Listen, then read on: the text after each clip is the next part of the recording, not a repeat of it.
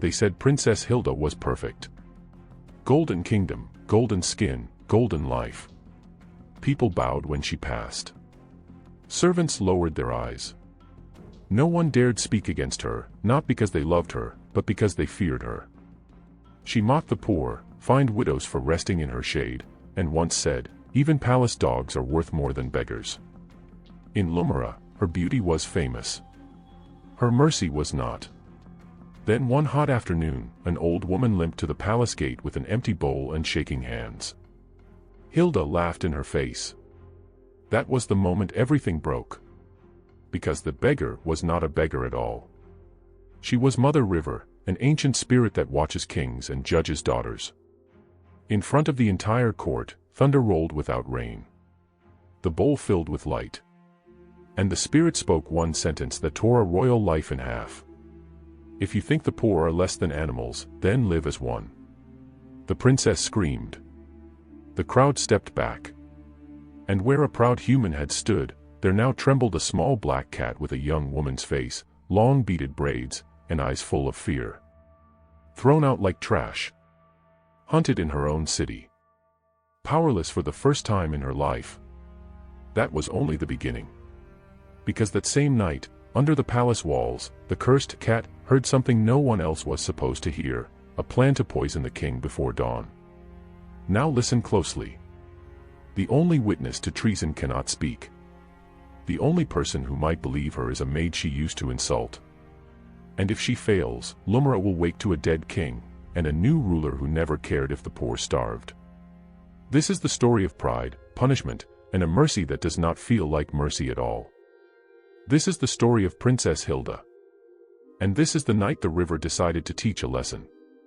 Before we dive in, tell us where you're watching from in the comments. If you love high-stakes stories filled with magic, mystery, and big twists, don't just watch, join the journey. Like the video, share it with someone who loves powerful tales, and hit subscribe, because tomorrow's episode is extra special, you won't want to miss it. The sun rose over Lumira like a golden drum. Light touched the top of the clay walls and made them glow the color of ripe maize. River mist moved through the reeds like slow white snakes. From the market came the first soft calls of the day, wood spoons on iron pots, a mortar thumping yam, a seller singing to wake sleepy buyers. The air smelled of charcoal smoke, palm oil, and the sweet sharp scent of orange peels. Lumira was a happy place to look at. Bright cloths hung on lines. Indigo flags moved in the breeze. Children chased one another and drew games in the dust with sticks. The river bent around the city like a mother's arm. Boats slid across the water.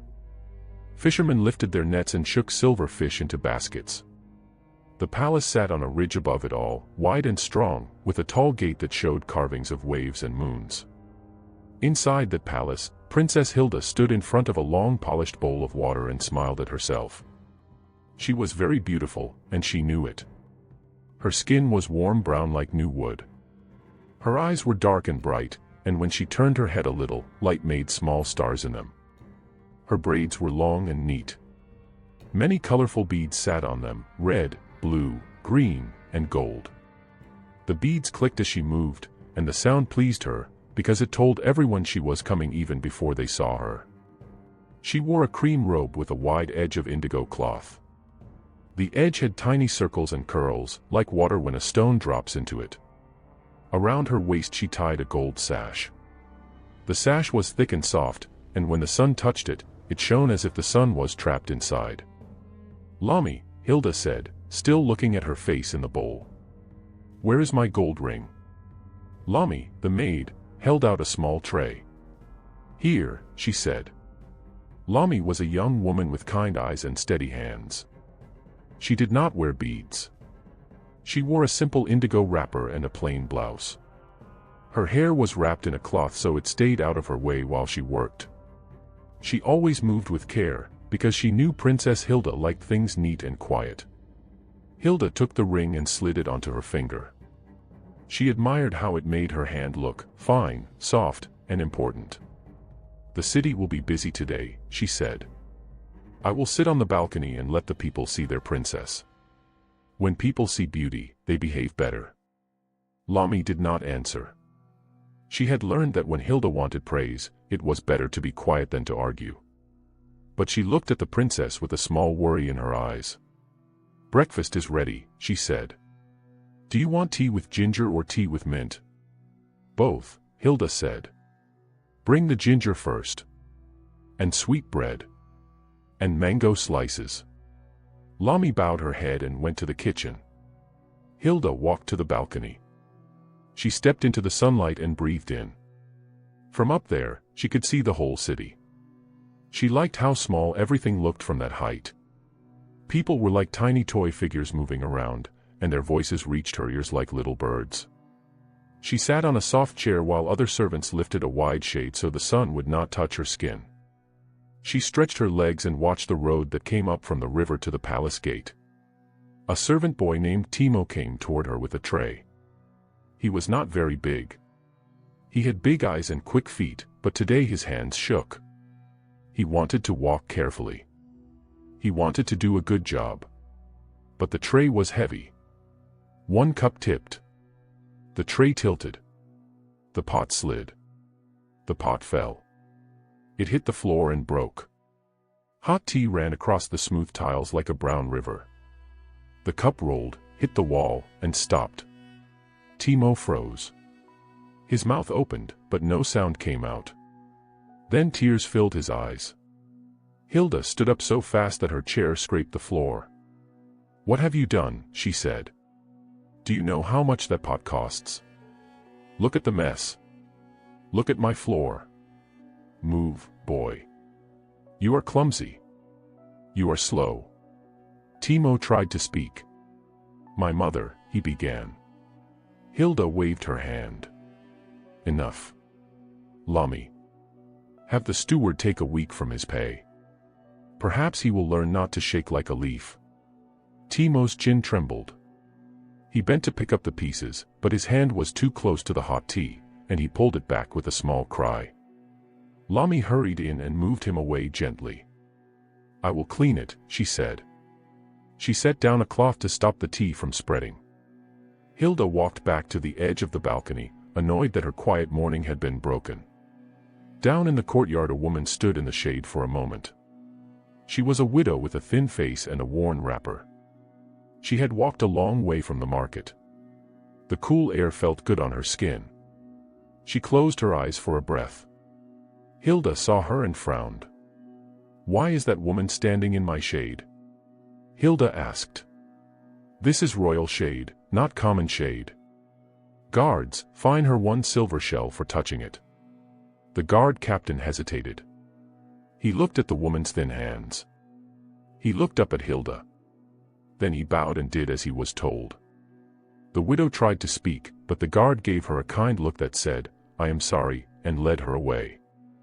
Lami stood very still. She watched the widow with sad eyes.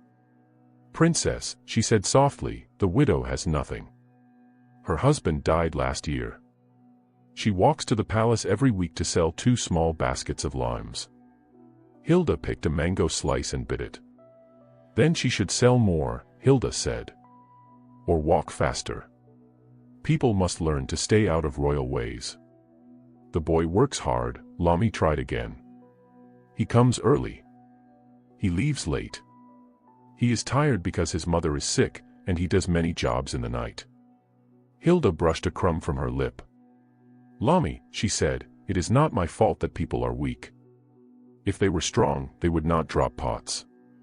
If they were wise, they would not stand in my shade without being asked." Lami opened her mouth, then closed it.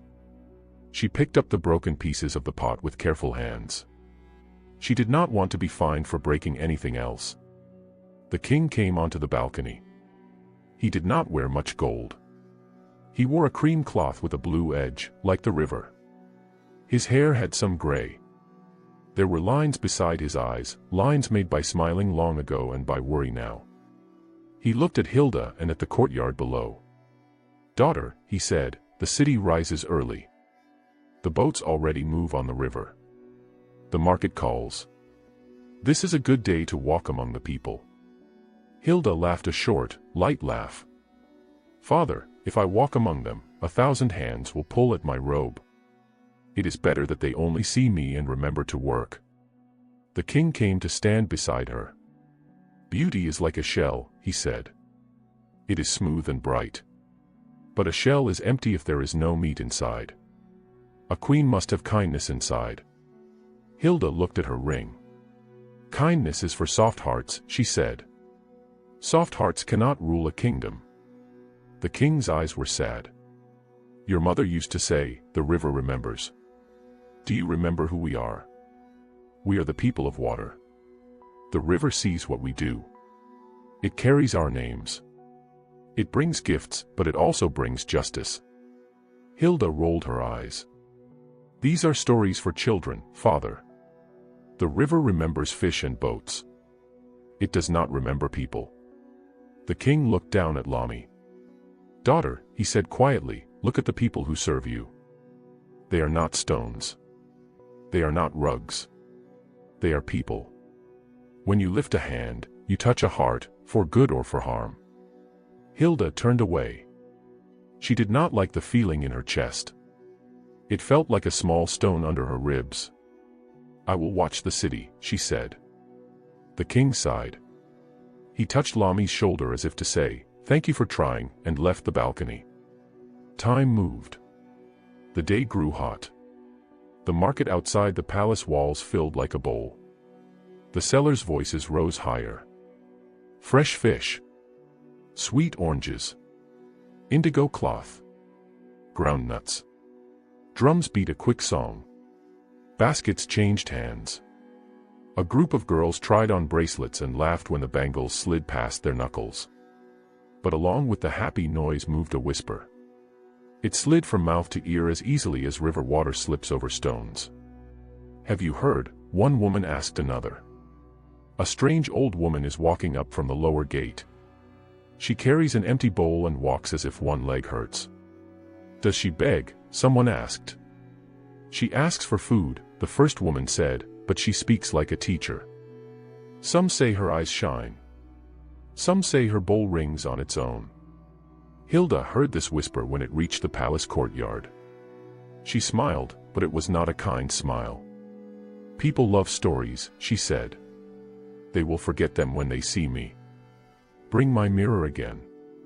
She checked her face and smoothed her braids. She liked how the beads fell. The beads were from many places, some from traders at the river, some from gifts. She had a favorite blue bead that looked like a tiny egg. She touched it now for luck, though she did not think she needed luck. She believed she made her own luck. A guard came up the stairs and bowed. Princess, he said, a very old woman is coming from the river road. She is thin. She limps. She carries an empty bowl. She is almost here. Good, Hilda said. Tell the guards to bring her to the gate. I will speak to her. She sat up straighter.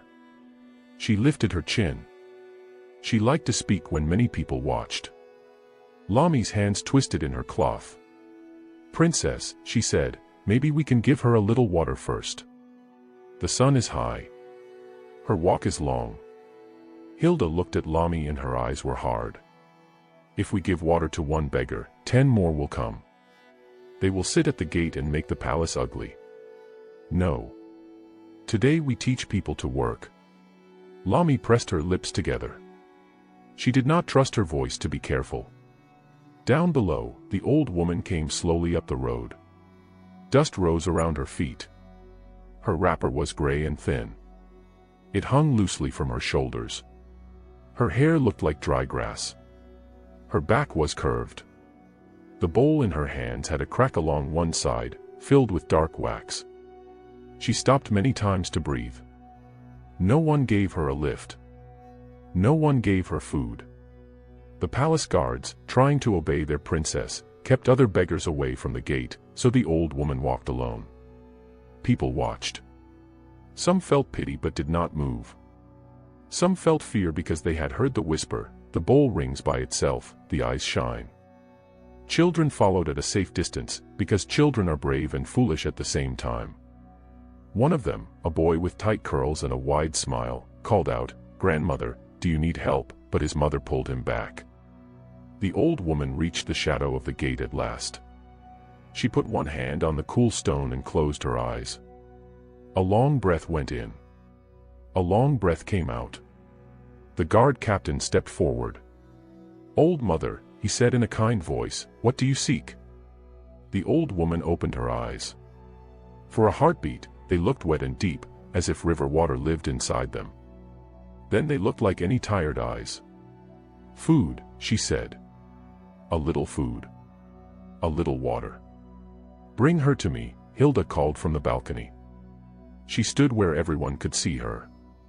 The shade cloth moved behind her like a gentle wave. Her gold sash shone. The beads clicked.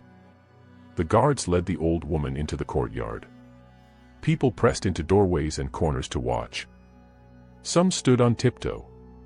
The king came to a high doorway and stood in the shadow there. Lami stood near the princess, holding a towel in case the princess wanted to wipe her fingers. Timo, the servant boy who had dropped the pot, hid behind a column and peeked out. The old woman held up her bowl. "Child," she said to Hilda, "may I have food? May I have water? I have walked far." Hilda laughed. It sounded like a bell, but not a friendly bell. "You have walked far," she said. "And yet your hands are empty. Why should a king's house feed you? What work have you done? Even a palace dog chases rats." Some courtiers looked at the floor. They did not want to be seen agreeing or disagreeing. A few shook their heads very slightly. One woman made a small sound, as if the words hurt her throat. Lami stepped forward a little. "Princess," she said, "please. She is old. She is tired. We have enough bread to share." Hilda turned her face slowly toward Lami. "You are a maid," she said softly. "You will speak when I ask you. Today, I will speak." The old woman did not lower her bowl. She looked at Hilda, and for a moment, sadness and love both moved in her eyes, like two fish swimming in the same water. "Child," she said, "pride makes a tall chair and a long fall." Hilda clapped her hands once.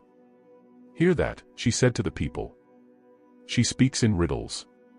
Perhaps the dogs will like her riddles. Go to the market, old one. Ask the sellers. Do not stain my gate with your shadow." A wind lifted. It came from the river. Cloth on lines began to flutter. The drums in the market slowed, then stopped. A cloud moved in front of the sun. The old woman lifted her bowl. A small ringing sound came from it, as if a drop had fallen into empty clay. Hilda's smile twitched, then returned. "Even her bowl is noisy," she said. The old woman looked at the king. He bowed his head to her with respect, as if he knew her. Then she looked at Hilda again. "The river remembers," she said. Hilda felt something strange. It was as if the ground under her feet had become a small boat and the boat had begun to move. She pushed the feeling away. She lifted her chin. "I remember only that I am princess," she said. "Guards, show her the road." The old woman did not step back. Her spine straightened slowly. Her back rose. Her neck rose. Her hair seemed to grow longer. It turned dark and wet, like reeds pulled from deep water. Small shells shone in it, and little blue lights, like stars. The bowl in her hands filled with water even though no one poured it. The water did not spill. It turned and turned as if a tiny river lived inside the bowl. The old woman's eyes became calm and deep. They were no longer old. They were as old as the river itself. People fell to their knees. Some cried out. Lami held her breath. The king's hands shook. Timo dropped the cloth he was holding and forgot to pick it up. The guard captain took one step back without meaning to. The old woman spoke, and her voice rolled like thunder far away. "I am Mother River," she said. "I walk in many skins. I hold many names. I have watched you, Princess Hilda. I have watched your hand rise and fall. I have watched your mouth cut like a knife. You were given plenty. You used your plenty to build a wall, not a table. Hilda's mouth was dry. She wanted to speak, but the words were slow to come. She said, and then stopped. The spirit lifted the bowl higher. Little drops rose out of it and hung in the air like beads. If animals are worth more than your people, she said, then live as one. The wind grew louder. The beads of water flashed. Hilda tried to step back, but her feet felt heavy. Her ring grew hot on her finger.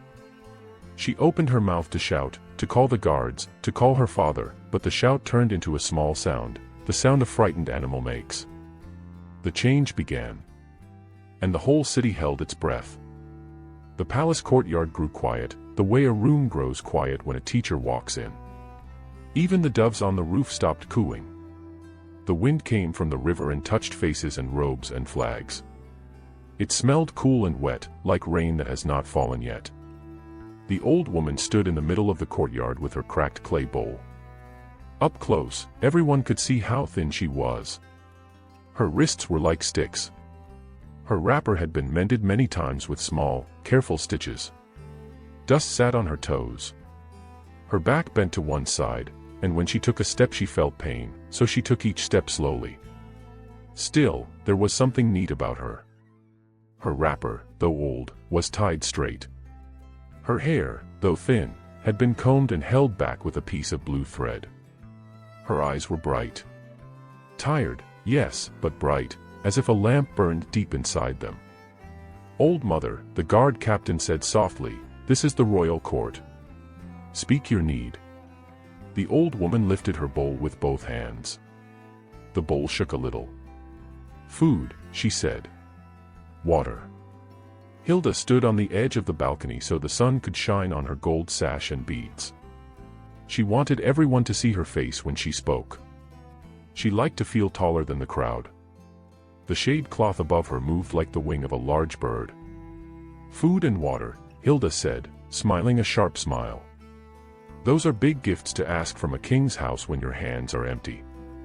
Did you bring work to trade? Did you bring news? Even the palace dogs work. They chase rats." The smile never reached her eyes. People in the court looked at the floor. One woman reached for the hand of her small daughter and squeezed it. The child pulled away and stared at the old woman with worry. Lami stood to one side, holding a clean towel. Her fingers pressed the cloth so hard they left marks. She kept her eyes on the old woman. Lami's mouth opened, then closed, then opened again.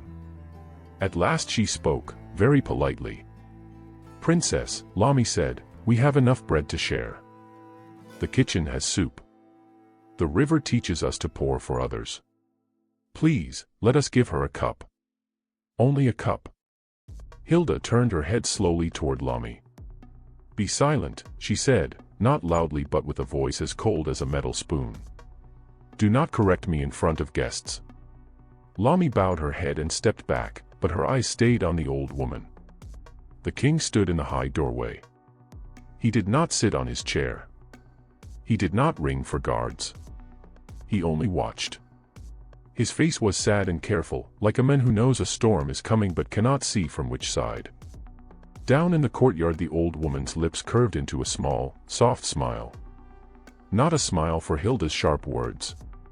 A different smile, one that felt like a prayer someone whispers for another person who does not know they need it. She spoke again. Her voice was soft but steady. "Child," she said to Hilda, "pride builds a tall chair and a long fall." Some people nodded a little. They had heard old Auntie say things like that. Others frowned, afraid that the princess would be angry. Hilda laughed. It was a clean, bright laugh, like hitting glass with a spoon. "Hear her," she said. "She speaks in riddles. She should take her riddles to the market. Perhaps the sellers will trade them for yam peels.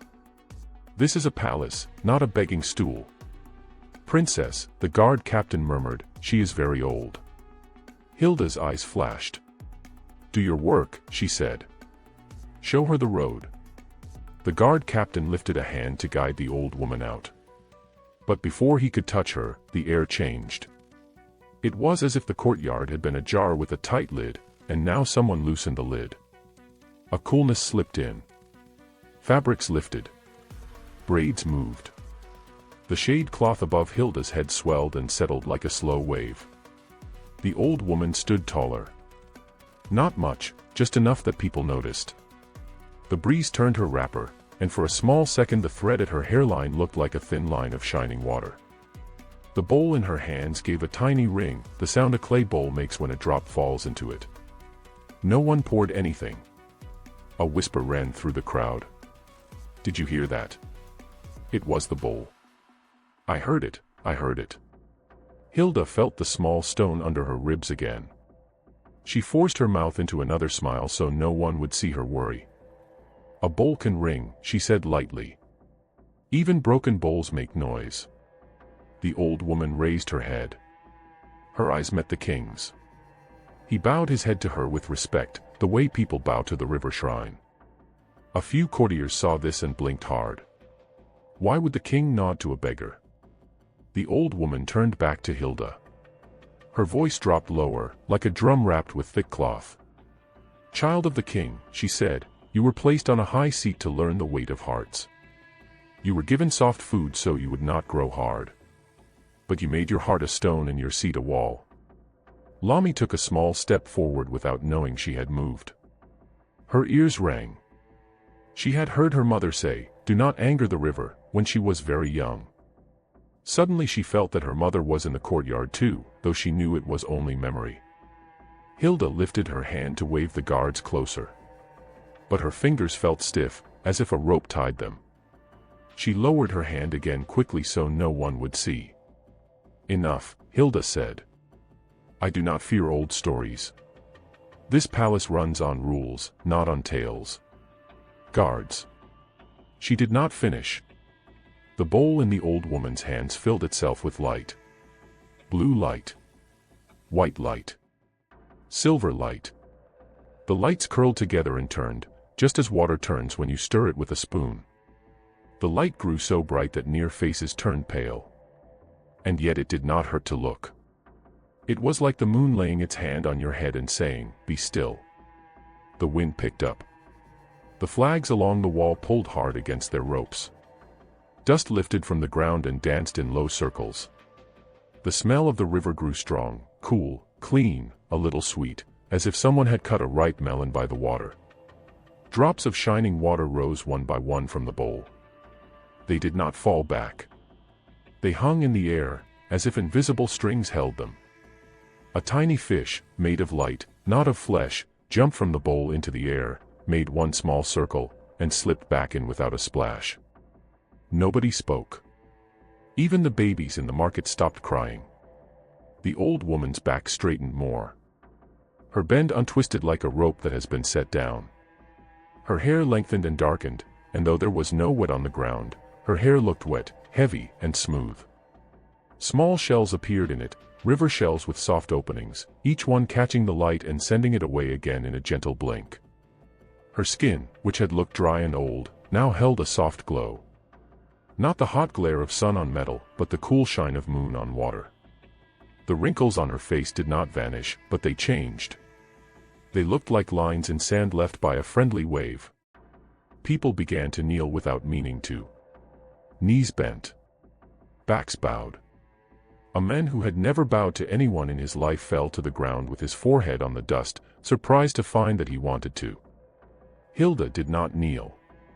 She could not. Pride stood her up like a stick. Fear shook her legs like a boy shakes a mango tree. Both feelings fought inside her. Her breath came short. She bit her lip but would not show pain. She wanted to call for the king, but he was watching quietly with wet eyes, and somehow that made her more afraid. The old woman spoke again, and the words seemed to come from near and far at the same time, like a voice you hear when you are under the water and someone sings above it. "I am Mother River," she said, and when she said that name, the courtyard bricks felt cooler. "I have many paths. I wear many skins. I run through Lumra's belly and bring fish and green things and laughter. I also bring truth. I have washed your hands and counted your words. You were given plenty, child.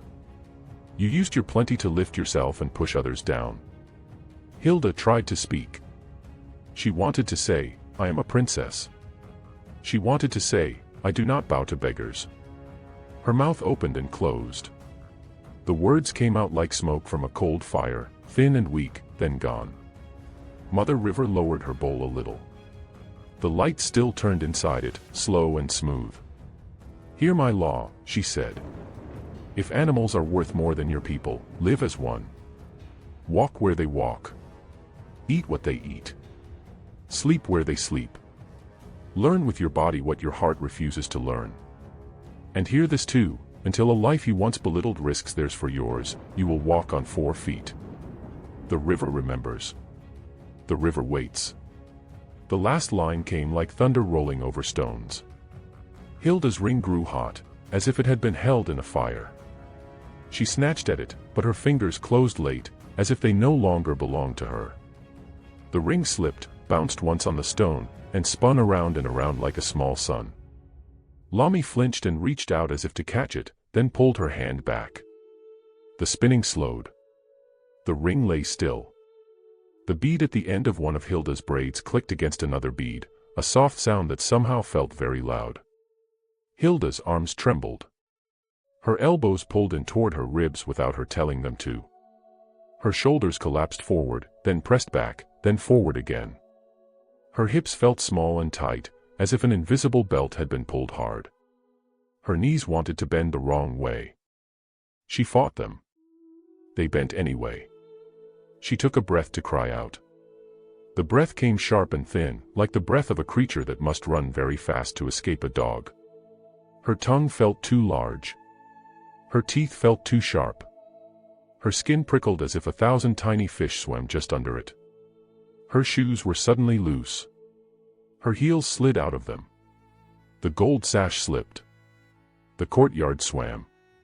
The world tilted like a boat in quick waves. Stop. Hilda tried to shout, but the word came out as a broken yell that surprised even her ears. She looked down. Her fingers were no longer fingers. They had curled, drawn tight, and grown tiny black caps, claws. Pads puffed under them, soft and round. Her feet changed too. Ankle bones moved like clever little animals hiding just under her skin, making new shapes. Her braids did not fall off or vanish. They stayed, heavy and bright, a regal mane around her changing face. Beads clicked, small, fast, like rain on a window. The faint line of a scar under her chin stayed too, a little memory of an old day when she had fallen as a child and cried until her mother laughed and kissed the hurt. Lami's breath shook. Hilda, she whispered. Her throat was dry. Hilda. The king took a step forward, but Mother River lifted a palm and he stopped, as if a gentle hand had pressed against his chest.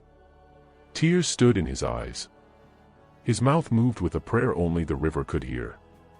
The guard captain could not help himself, he backed away 2 steps. A young guard made a sign with his fingers to keep bad luck away, then looked ashamed because he knew he should not. The light around Mother River softened. It did not go away. It wrapped the courtyard in a kind coolness, like shade that can be felt, not only seen. Hilda shrank. Her robe folded like a tent falling. Fur ran over her arms like a fast shadow. Her ears crept up the sides of her head and grew sharp at the top, listening for every small sound, the scrape of a sandal, the creak of a rope, the whistle of a distant kettle. Her nose found 100 smells at once: dust, oil, onion, leather, the wood of the gate warmed by sun, the far green smell of the river, the nearby salt of tears. Beads settled. The gold sash lay on the floor like the path the sun leaves on water at evening. Hilda stood trembling on 4 small black paws. A murmur went through the people, shock, sorrow, fear, wonder, many feelings at once, like many small waves meeting and making a new, larger wave. The captain whispered, "Bad omen," without meaning to. Another voice answered, "No, judgment." Someone else said, "Mercy," and no one knew who had spoken. Mother River's eyes were gentle and stern at the same time. "Remember my law," she said to the new small creature who was still Hilda and not Hilda. Be seen by none, believed by one, then speak for all. Learn mercy. The river remembers. The glow dimmed to a soft moonlight. The spirit's tall form thinned like mist at dawn. In the space of 3 slow breaths she looked once more like a small, bent woman with a cracked bowl and careful stitches in her wrapper. She turned and began to walk toward the gate. No one stopped her. Hilda, now a sleek black cat with a young woman's face and long beaded braids, tried to run to the king. She meant to leap into his arms the way she had leaped when she was little and had learned a new dance. But the nearest guard, shaking and wide-eyed, lifted his shield out of fear. It flashed. Hilda skidded, claws scraping the tile. A child screamed. Another child laughed, not because it was funny but because strange things sometimes make children laugh. Drive it out, someone cried. It is a sign. Close the gate. Don't let it near the king. The old woman, Mother River in skin, passed under the arch. No one touched her. The flags on the wall turned to follow her for a breath and then hung straight again. The outer gate opened with a groan. The world outside looked very bright and very large. The guard captain, torn between fear and duty, used his shield like a broom to push the small black creature toward the gate. He did not strike. He could not. But he still pushed, and his eyes were wet. Hilda stumbled into the street. The gate closed behind her with a slow, heavy sound, the sound a drum makes when you put your whole palm down on it to stop the music. The crowd outside, who had not seen all that happened inside, saw only a strange cat with beads and a human face. They cried out and jumped away. A boy threw a small stone that bounced off the ground and did not hit anyone. A thin dog barked and came forward, brave because it did not know what it was barking at. Hilda ran. She ran down the hill. She ran around baskets. She ran under a cart. The dog followed, then lost her, then found a smell it liked better and went away. Hilda stayed under the cart, shaking so hard that her beads tapped against one another. Above her, the market began to move again, slowly at first, like a person waking from a strange dream, then faster, because life in Lumra always returns to its beat. Under the cart, the new small creature pressed her face against her paws and tried to breathe without crying. Back in the palace courtyard, the ring lay on the floor, round and bright. Lami bent and picked it up with shaking fingers. She closed it in her palm and whispered, "I will keep this safe." On the high step, the king whispered into the still air, "River, be kind. Teach her, but do not break her." The drums in the market gave one soft beat, as if answering. Then they were quiet again. The sun slid a little toward afternoon. The shadow of the gate turned, as all shadows must. And the change, great and terrible and full of hidden mercy, was only just beginning. The world outside the palace was louder than Hilda had ever known. It was as if the whole city had been sleeping behind a wall, and now the wall was gone and the city was shouting in her ears. She crouched under the cart with her heart beating fast, pit-pit, pit-pit, like a tiny drum in a hurry. The smell of dust was strong. It sat in her nose and mouth and on her tongue. She could taste metal from the fear in her body. She could hear things far away, a woman laughing, a gourd dropping, a hawk crying in the wide sky. She could hear things near too, a beetle walking through sand, a drop of water falling from a jar onto stone, a child's quick breath as he bent to tie a sandal. Her body felt like a new house she had not learned to walk inside. Her tail moved without asking her. Her ears turned by themselves to catch sounds. Her whiskers twitched. When she tried to say, "Stop," her mouth made a small cry that was thin and broken. It frightened her, and she did not like that she had frightened herself. Above her the cart owner argued with a buyer. 2 calabashes for 1 shell, the buyer said. 3, the owner said. Look at the weaving. Look how round. Their voices rose and fell. Dust fell too, from the bottom of the cart, in soft threads. Hilda pressed her cheek to the cool ground. Her beads slid and clicked near her ear. She wished the sound would call a servant with a soft cloth and a sweet drink and a calm voice. For a long time she had always had those things when she wanted them. Now she did not. The sun moved a little. The light changed from white to soft yellow. The market turned slower as the heat grew. Women fanned their faces with folded leaves. Men lifted water jars onto heads with quick, strong hands and walked away with steady steps. Hilda watched feet go by, dark feet, light feet, sandals, bare toes, strong ankles, thin ankles. She saw dust paint lines on skin where straps once lay. She thought, I never looked at people's feet before. I never looked at how the ground draws its pictures on them. A boy's face appeared at the edge of the cart. He lay on his belly and looked in with a wide grin. "Cat," he whispered, delighted. "Are you hiding?" "I hide too when my mother says, 'Come grind pepper.'" Hilda's ears went back. She wanted to be still, invisible, a shadow. But the boy's eyes were kind, not cruel. He held a broken biscuit in his fingers and pushed it toward her. The biscuit was dry and sweet. Her stomach hurt with hunger. She turned her face away because pride still lived in her chest like a hard seed. Then she turned back because hunger is a stronger teacher than pride. She took the biscuit gently, so her teeth would not touch the boy's fingers. He giggled. "Soft," he said. "You are soft."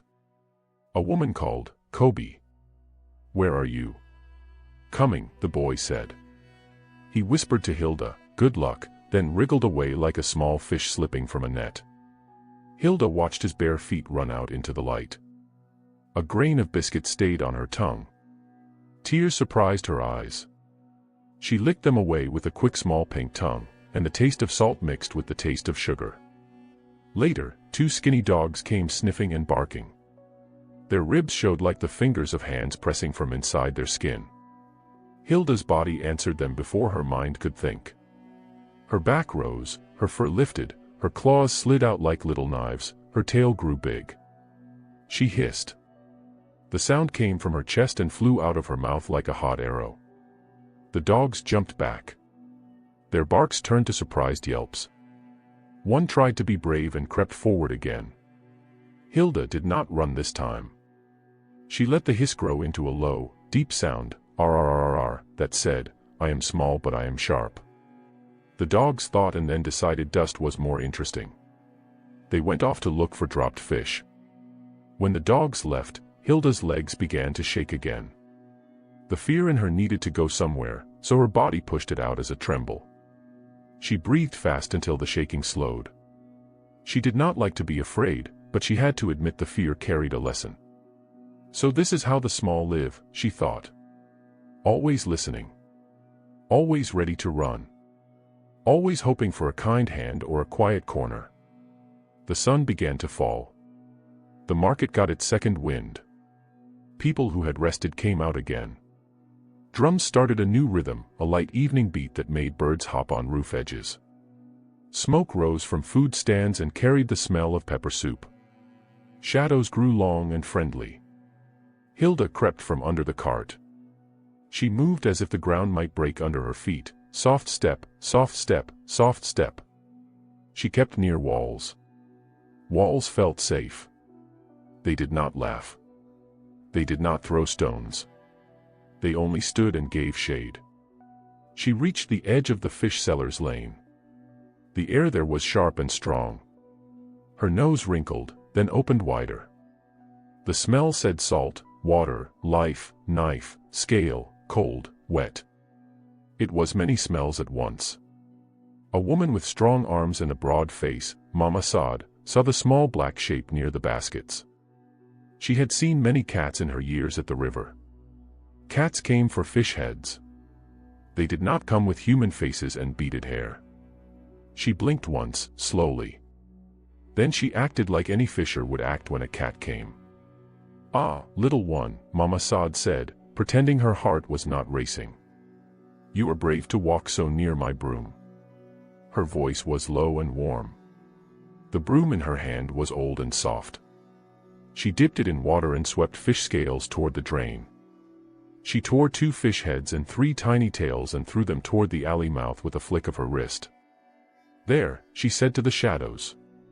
"Eat. Then go. There is enough for all." Hilda stared at the food. Her body pulled her forward. Her pride held her back.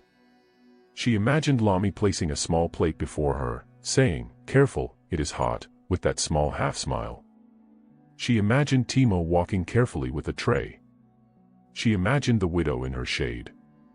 Shame folded itself around her like a second skin. She stepped to the fish heads. She took one. She backed away. She ate in 3 quick bites, bones and all. The bones were soft. The taste was strong. Her body shuddered with the sudden joy of food. She tried not to eat the second head too quickly and failed. She left the third for a cat she could not see, because something inside her whispered, "Leave something." It was a new voice. "Good manners," a voice said from the wall above. Hilda looked up fast. A gray tomcat sat there, calm as old clay. One eye was clouded white. The other was yellow as ripe pawpaw. His left ear was split, and his tail had a bend as if someone had once shut a door on it and he had forgiven the door. "I am Cato," he said, washing a paw. "I watch the fish lane. You are new." "I am H," she began, and then stopped. If she said Hilda, the name felt too big for her small mouth. Names are heavy. You must carry them. She looked at her beaded braids. They shone even in alley light. She sighed a small sigh. I am Hilda," she said after all, because the river loves truth, and she had already learned what happens when she throws away truth. Cato did not jump or run. He just blinked his yellow eye as if he had known from the first moment. "Princess," he said, not as praise, just as a fact, the way someone might say, "That is the moon." He flicked his whiskers toward Mama Sod. "She calls us children even when we are older than her youngest son. She feeds all who come. Remember her corner." "I will," Hilda said. She felt tears push at her eyes again. She took a breath and pulled them back because she heard someone walking and did not want them to see her cry. "Are you hurt?" Cato asked. Hilda looked at her side. A dark bruise began where the guard's shield had bumped her. She touched it and made a small sound. "A little," she said. "Then walk like a shadow," Cato said. "Shadows are soft and cannot be struck. There is a place where steam warms the stones. Come." He led her along the backs of stalls, under a rope, over a tiny bridge of crates. Hilda followed and learned with her body. Step on the quiet wood, not the noisy tin, leap light and land soft, look up before you jump down, look down before you jump up, always know where the dog sleeps. They reached a wall where a pipe let out steam from a cook shop. The steam made the air warm and a little wet. The stones there never felt cold at night. "Here," Cato said. "If you curl your tail to your nose, you will not dream of cold." Hilda lay down. The steam kissed her sore side. The warmth slid into the pain and made it fade. A long breath rose and fell. Her beads lay in a circle around her face like a small bright river. Cato sat beside her. "When you wake," he said, "do not walk where the chickens sleep. The rooster thinks he is a king and will try to peck your nose." "I will remember," Hilda whispered. "Thank you." "Do not thank me," Cato said. "Thank hunger. Hunger brings teachers to doors we never knew we had." Night came. The sky turned deep blue and then black. Stars stepped out one by one in quiet sandals. The moon climbed the river path and stood there shining like a wet calabash. Somewhere, someone began to play a small flute. The song sounded like a story you almost remember. Hilda's eyes closed. She did not mean to sleep. She did. In her sleep she walked in water up to her knees. Little lights swam there. A bowl turned and turned in her hands but never spilled. A voice said, "Be seen by none, believed by one, then speak for all," and the words settled in her bones like warm stones. She woke before dawn. The steam pipe hissed softly. The market was still, like a room that knows it will be busy soon but wants to be slow for one more minute. Hilda stretched. Her body felt lighter. Her fear had not gone. It had changed. It was now a watchful friend, the kind who holds your hand when you cross a busy road. Her stomach called again. She moved toward the refuse corner behind a cook shop. There she found a fish head someone had thrown away after taking all the meat. She pushed it with her paw and smelled it. She wanted it. Then she saw a thin child and his mother stop at the corner. The child stared at the nothing fish head like a person stares at a treasure he is not allowed to touch. Hilda looked at the fish head. She looked at the child. She felt the river words again. She pushed the head toward the child and stepped back. The child looked up at his mother. The mother looked at Hilda for a long breath. She nodded once. "Thank you," she said, and her voice was like the cool shade of a mango tree. She took the fish head, broke it in half, and gave the larger half to her child. The child smiled at Hilda, wide and open. Hilda felt that warm stone feeling again, stronger. It sat where pride had used to sit. It felt better. "Kindness returns," Cato said from the wall. "How?" Hilda asked. "When?" "Like water," Cato said. "It leaves and it comes back. You do not need to count how many drops." Hilda thought of her father's words, "The river remembers." She imagined a book made of water where each action wrote its own line. She wished she had read that book before. The day woke. Sellers opened their fronts. One woman shook out indigo cloth and the pattern flashed like fish scales. A man pushed a cart of oranges and sang a silly song that made two girls laugh until they bent in half. Smoke rose. Drums tested their skins, dum, dum, dum. Hilda learned the morning paths, where the goats liked to cross, where the broom boy swept and left a clean space where crumbs were easy to find, where the old baker tossed the first burnt roll. She learned where the ground was higher so you could stay dry when someone washed steps. She learned to make herself thin to slip through a space so small a human would swear nothing could pass.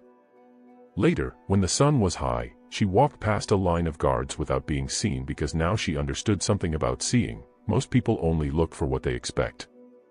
If you expect a princess in gold, you do not see a cat in shadow. If you expect trouble from grown men, you do not watch the space near the ground where a small body moves like quiet smoke. So she moved like smoke along the palace wall until she reached the old drain. She smelled river moss, old stone, and the faint cold scent of the palace. A fisherman had once told her, "Every river has a back door." Now she knew palaces do too.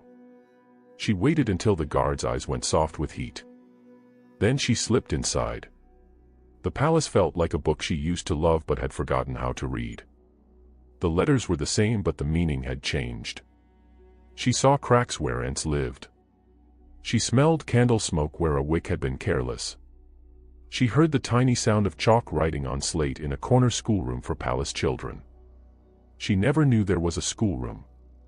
She never knew how many small sounds the palace made to keep itself alive. She kept to shadows. She kept her whiskers forward. She kept her heart quiet. She passed by the door of the great hall.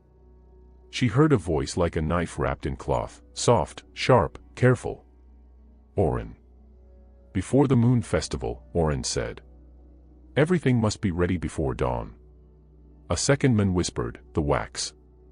"In the jar with the blue seal," Oren replied. "Bring the scroll to the moon cup. I will speak the words. The rest will be simple." Hilda's fur lifted. Poison, she thought, and the thought tasted bitter. She breathed out slow so her breath would not carry a sound. She needed proof. She needed a friend. She needed Lami. She found Lami by accident, or by the river's plan. Lami stood alone in a cool passage counting spoons. She touched each spoon as she moved lips without sound. She was always careful. Hilda stepped out where the light could catch the beads in her braids. Lami saw the beads first, then the face, then the tail. Her eyes filled. "Are you?" Lami began. Hilda lifted her back ankle so Lami could see the gold ring tied there with twine, Lami's twine, from Lami's store of small useful things. Lami pressed her fingers to her mouth. She knelt so her face was near Hilda's face. "Hilda," she whispered. Oh, Hilda. Hilda did not know how to say the many words crowding her chest. So she used the floor. In the thin dust she scratched letters one by one. They were not beautiful. They were not even straight. But they said what she needed, DAWNCUP. Then she scratched a small wave, the mark she had seen on Oren's staff. Lami looked down the passage and then wiped the letters away with the side of her hand so that anyone who came would not see. I understand, she said. I will help. Meet me by the old store at moonrise. Hilda touched Lami's finger with her forehead the way cats say thank you and slipped back into shadow. When the sun fell and the first stars peeped out like shy children, Hilda and Lami met at the old store where broken things waited to be fixed. Lami held a small basket and a thin rope. Her hands shook a little, but her eyes were steady.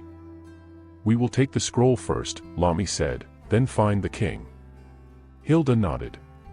Together they moved like a small river runs when it wants to make no sound. They slipped along beams above doors. They crossed a courtyard where the moon made a silver road. They passed a room where two guards played a quiet game with seeds and a wooden board.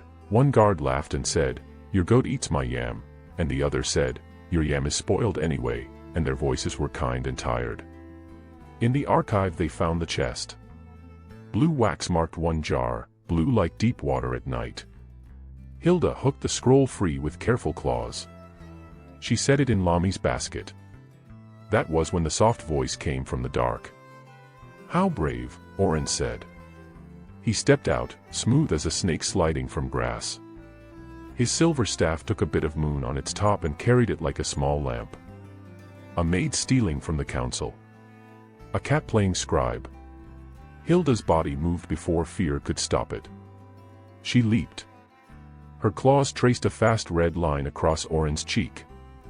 He hissed and pressed his hand there.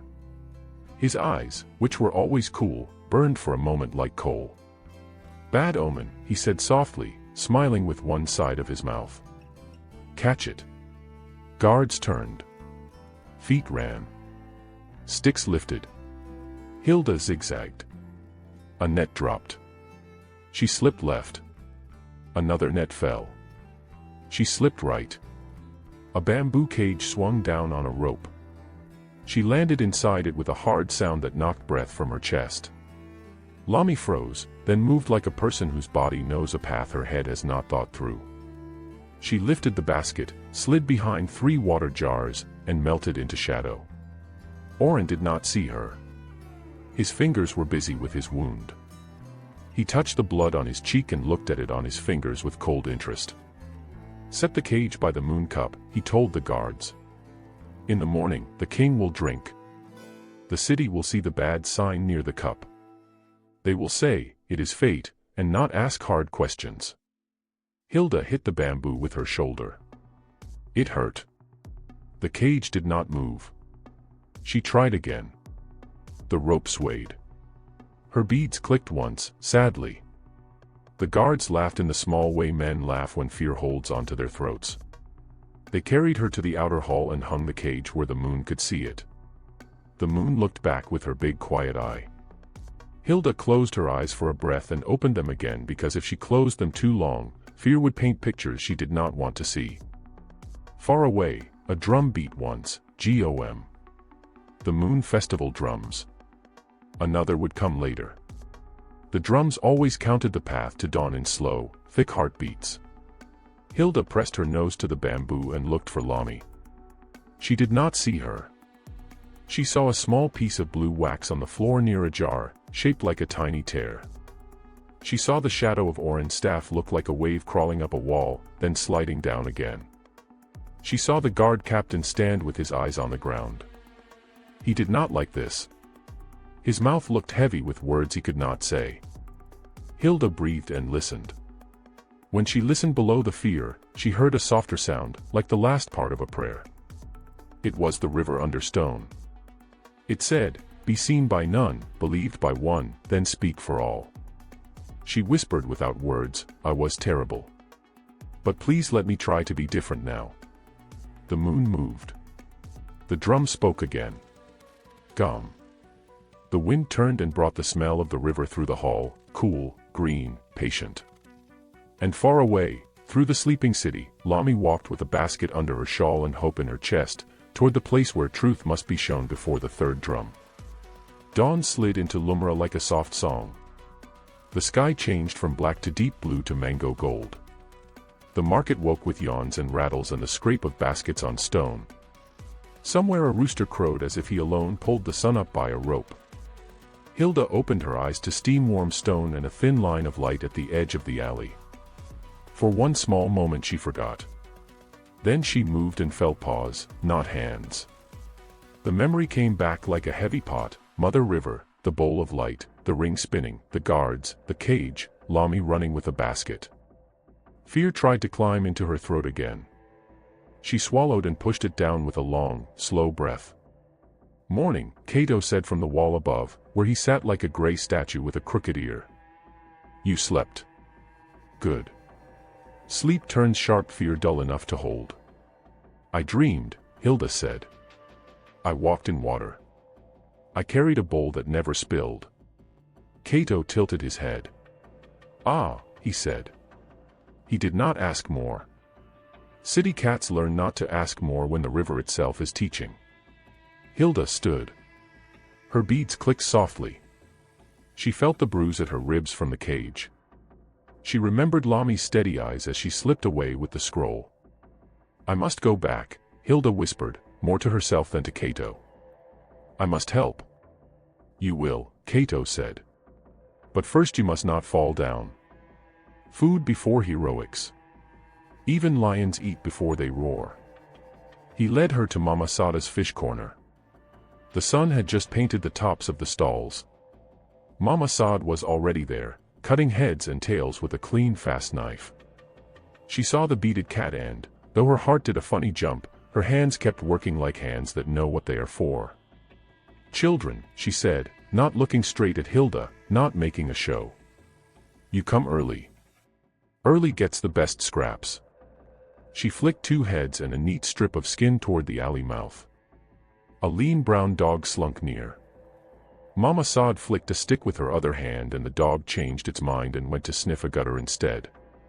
Hilda wanted to snatch and run. But hunger had taught her a new rule: share when you can. She pushed one head toward the shadows. A tiny gray kit darted out, grabbed, and vanished. Hilda ate the rest, slow enough to taste salt and sun and smoke.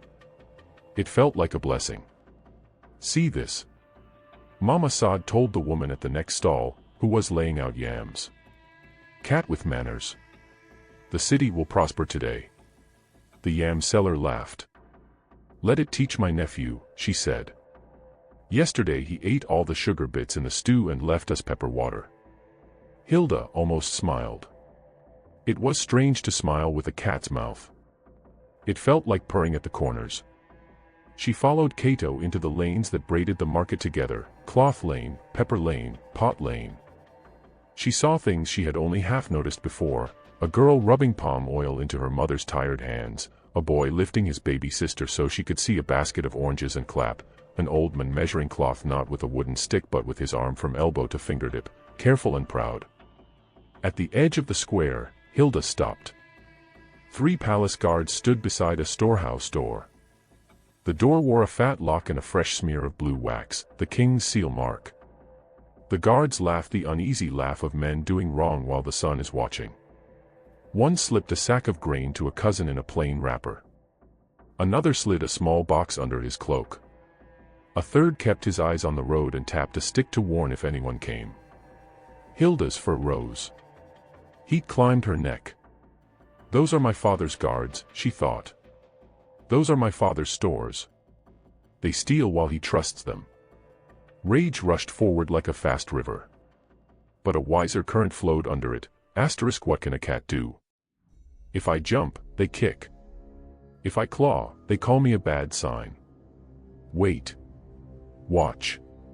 Carry. She crouched in shadow and watched. A woman came with 2 hungry children. "Please," she said. "Just a scoop.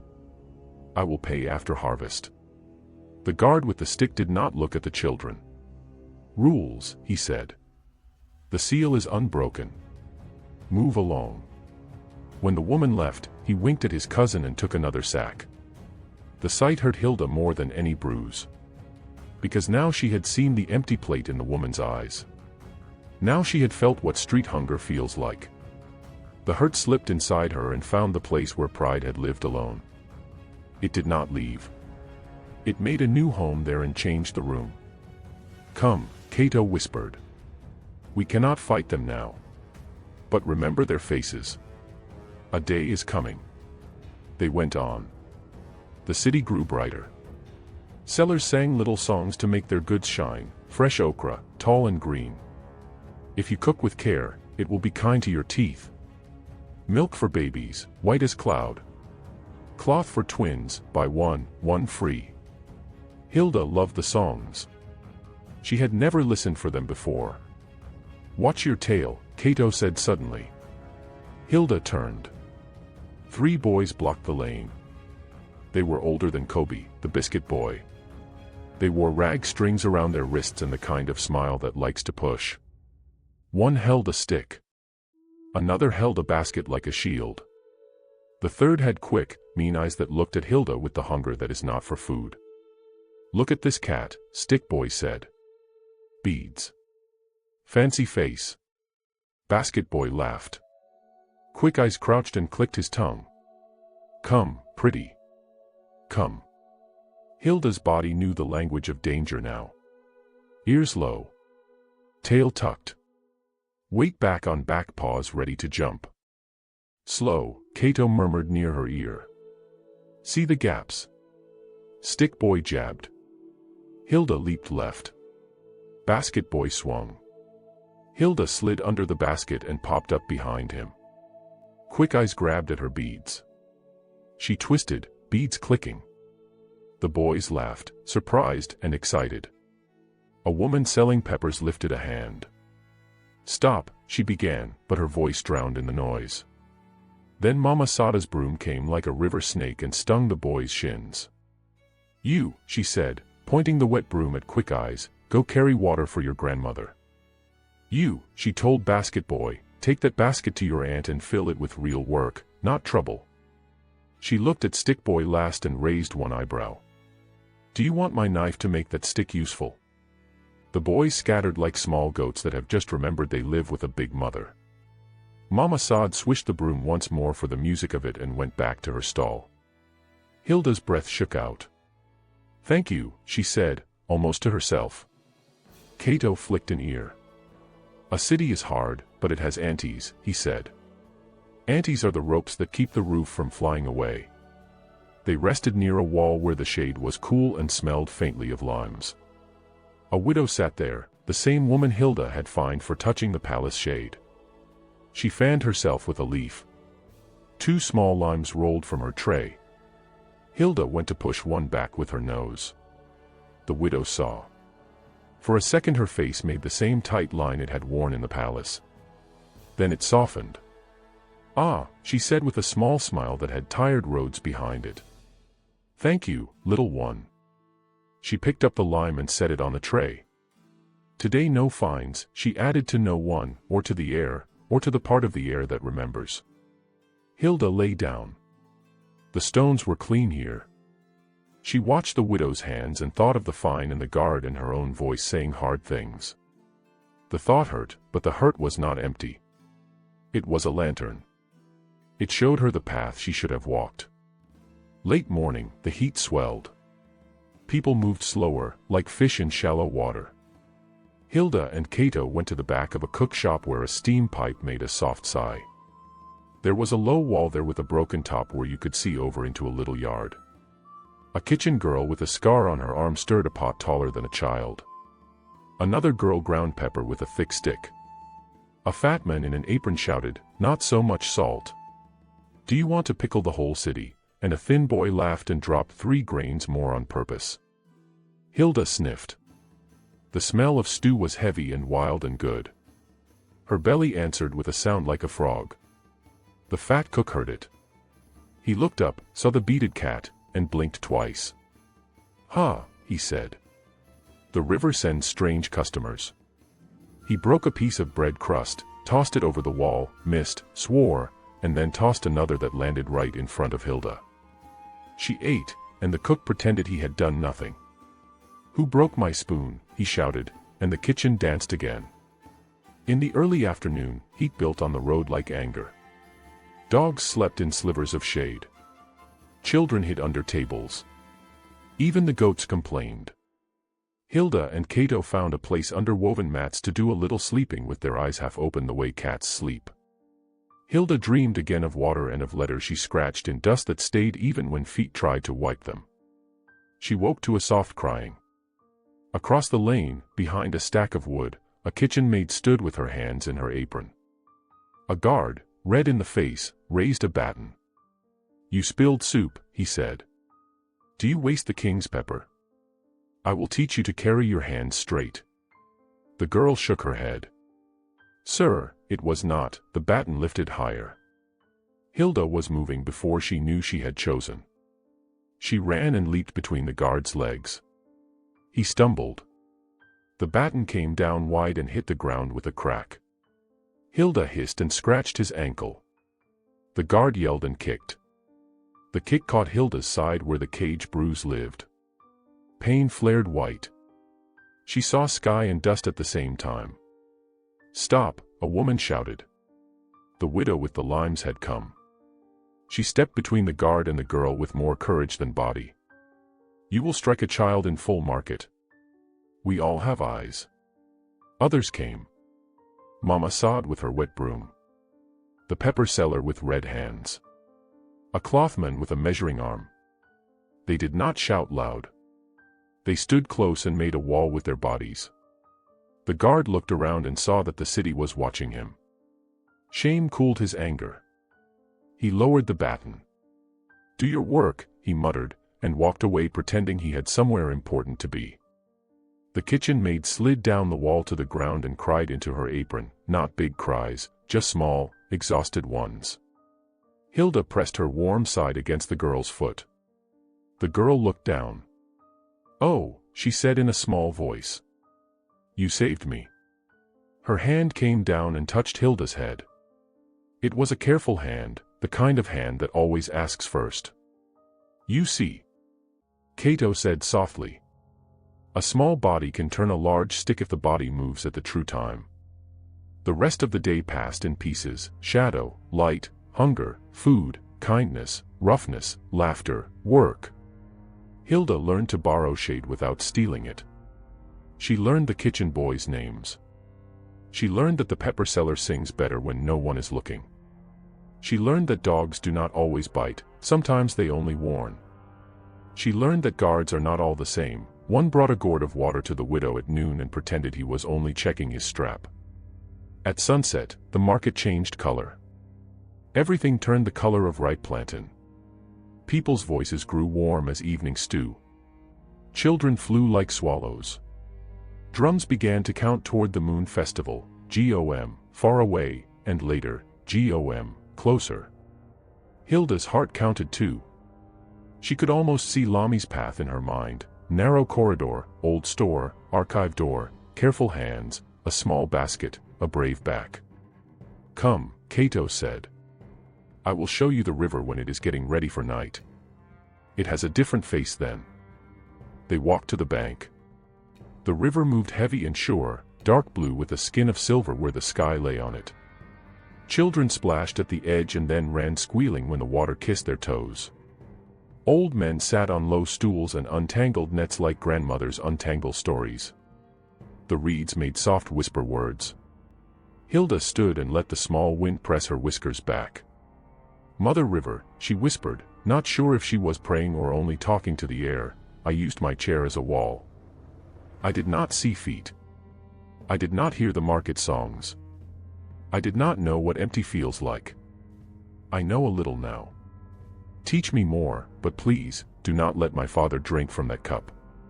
The river did not speak with a voice. But a tiny ripple moved from nowhere and reached Hilda's paws and tapped them like a finger tapping a friend's hand to say, "I am here." They sat until the first night star shone above the palace ridge. Then Hilda turned. I must go, she said. Lami will need help I do not know how to give. Cato dipped his head. Walk soft, he said.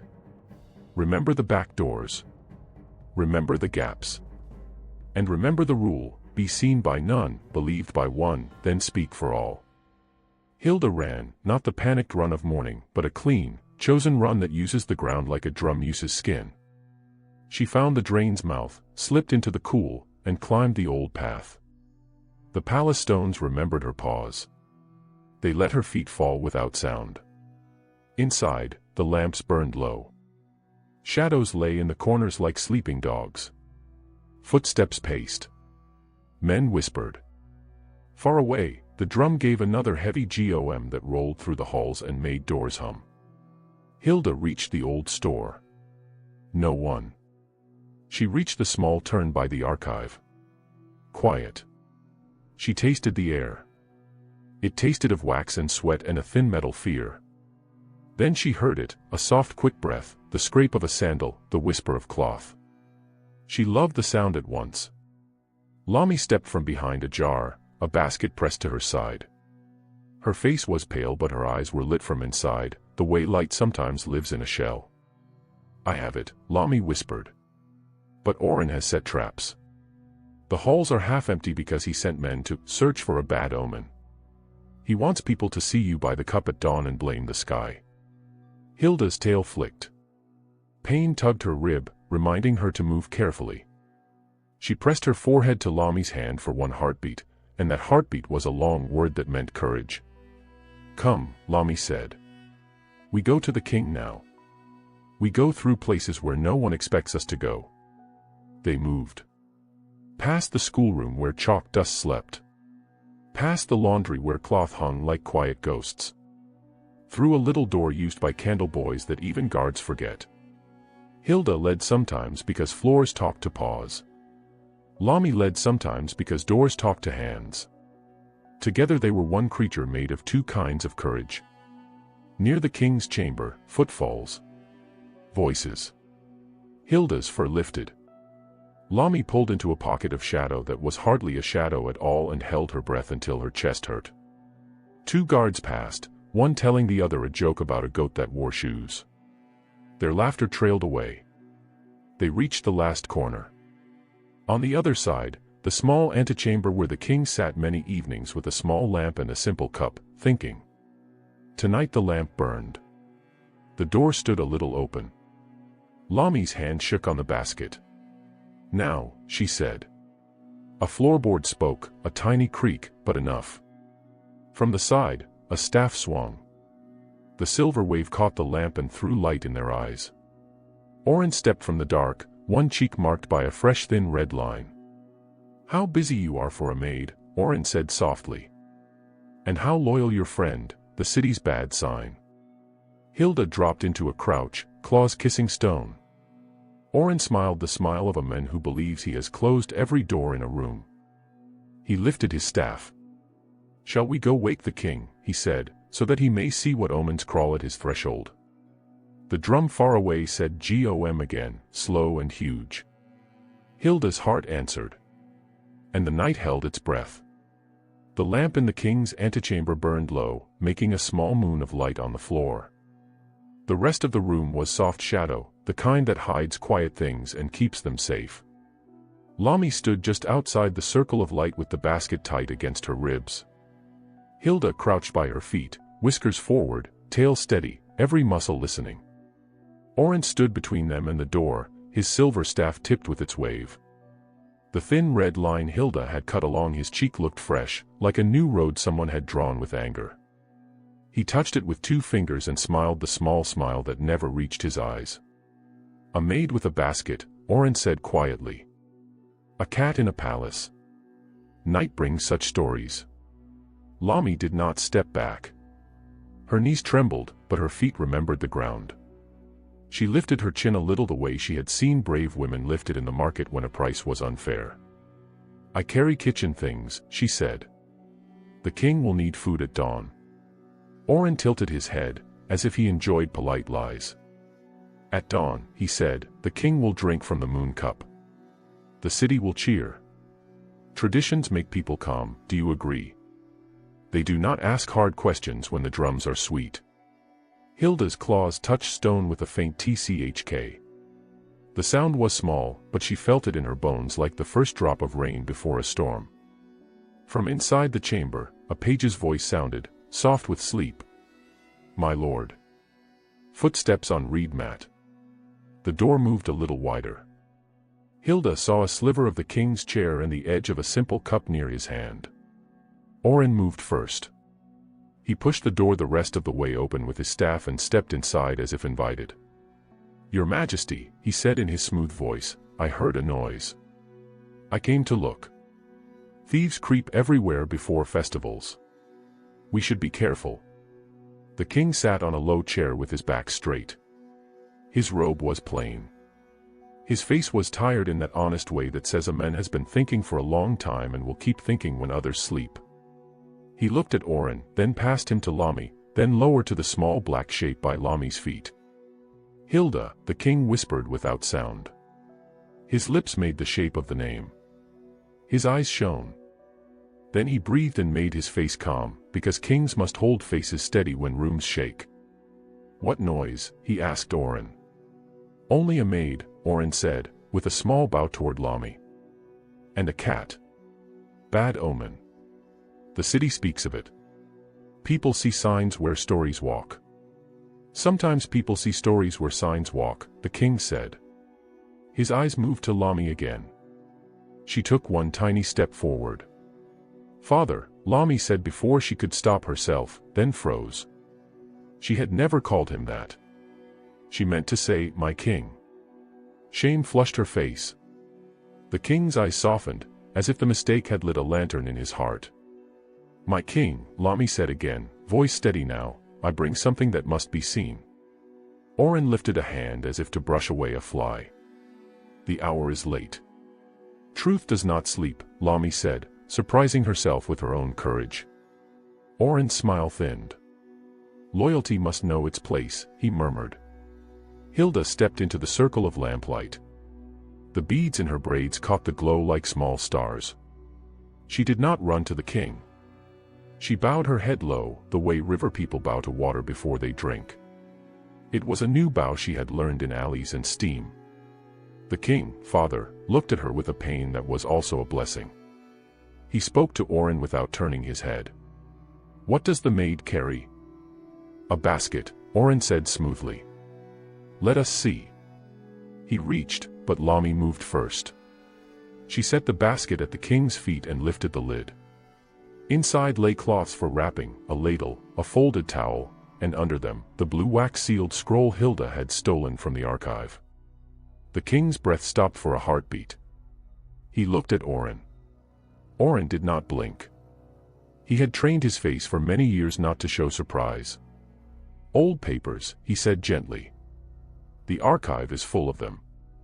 "Bring water," the king said to the sleepy page at the door. Oren took a step, smooth and polite. "I sent the night water to be changed," he said. Dust fell into it. "Then bring from your own jar," the king said. "You always carry your own." A small crack appeared in Oren's calm, the way a hairline crack appears in a pot when heat touches it. He hesitated the length of a held breath. "I will fetch it," he said, and began to turn. Hilda moved before he could leave. She leaped lightly onto the low table by the cup, one soft landing, no spill. Her paw pressed the scroll closer to the king's hand. With her other paw she scratched quick marks on the thin dust coating the wood, WAXWATER. Then she looked up at the king and held his eyes until he nodded. "Bring water," the king told the page again, firmer. The boy ran, bare feet whispering on woven mat. Oren's hand tightened on his staff. "Your Majesty," he said, "this is foolish. A festival cup does not need testing. Tradition is its own proof." The king lifted the scroll, still sealed. The wax looked like a small blue river frozen in a line. He weighed it in his palm and spoke without raising his voice. "Tradition holds only when truth sits in the center. Bring water." The page returned with a small bowl. The king set the bowl on the table. Oren stepped closer. The staff's wave shone like a sharp fish's back. "Let me help," he said. Hilda's fur rose. She placed herself between the staff and the bowl. Her tail flicked once. Oren's eyes narrowed. The king saw the movement and placed 2 fingers on Hilda's head, very gently, to remind her to be still. He held the scroll over the water. Lami held her breath. Even the lamp seemed to lean closer. The king tipped the scroll.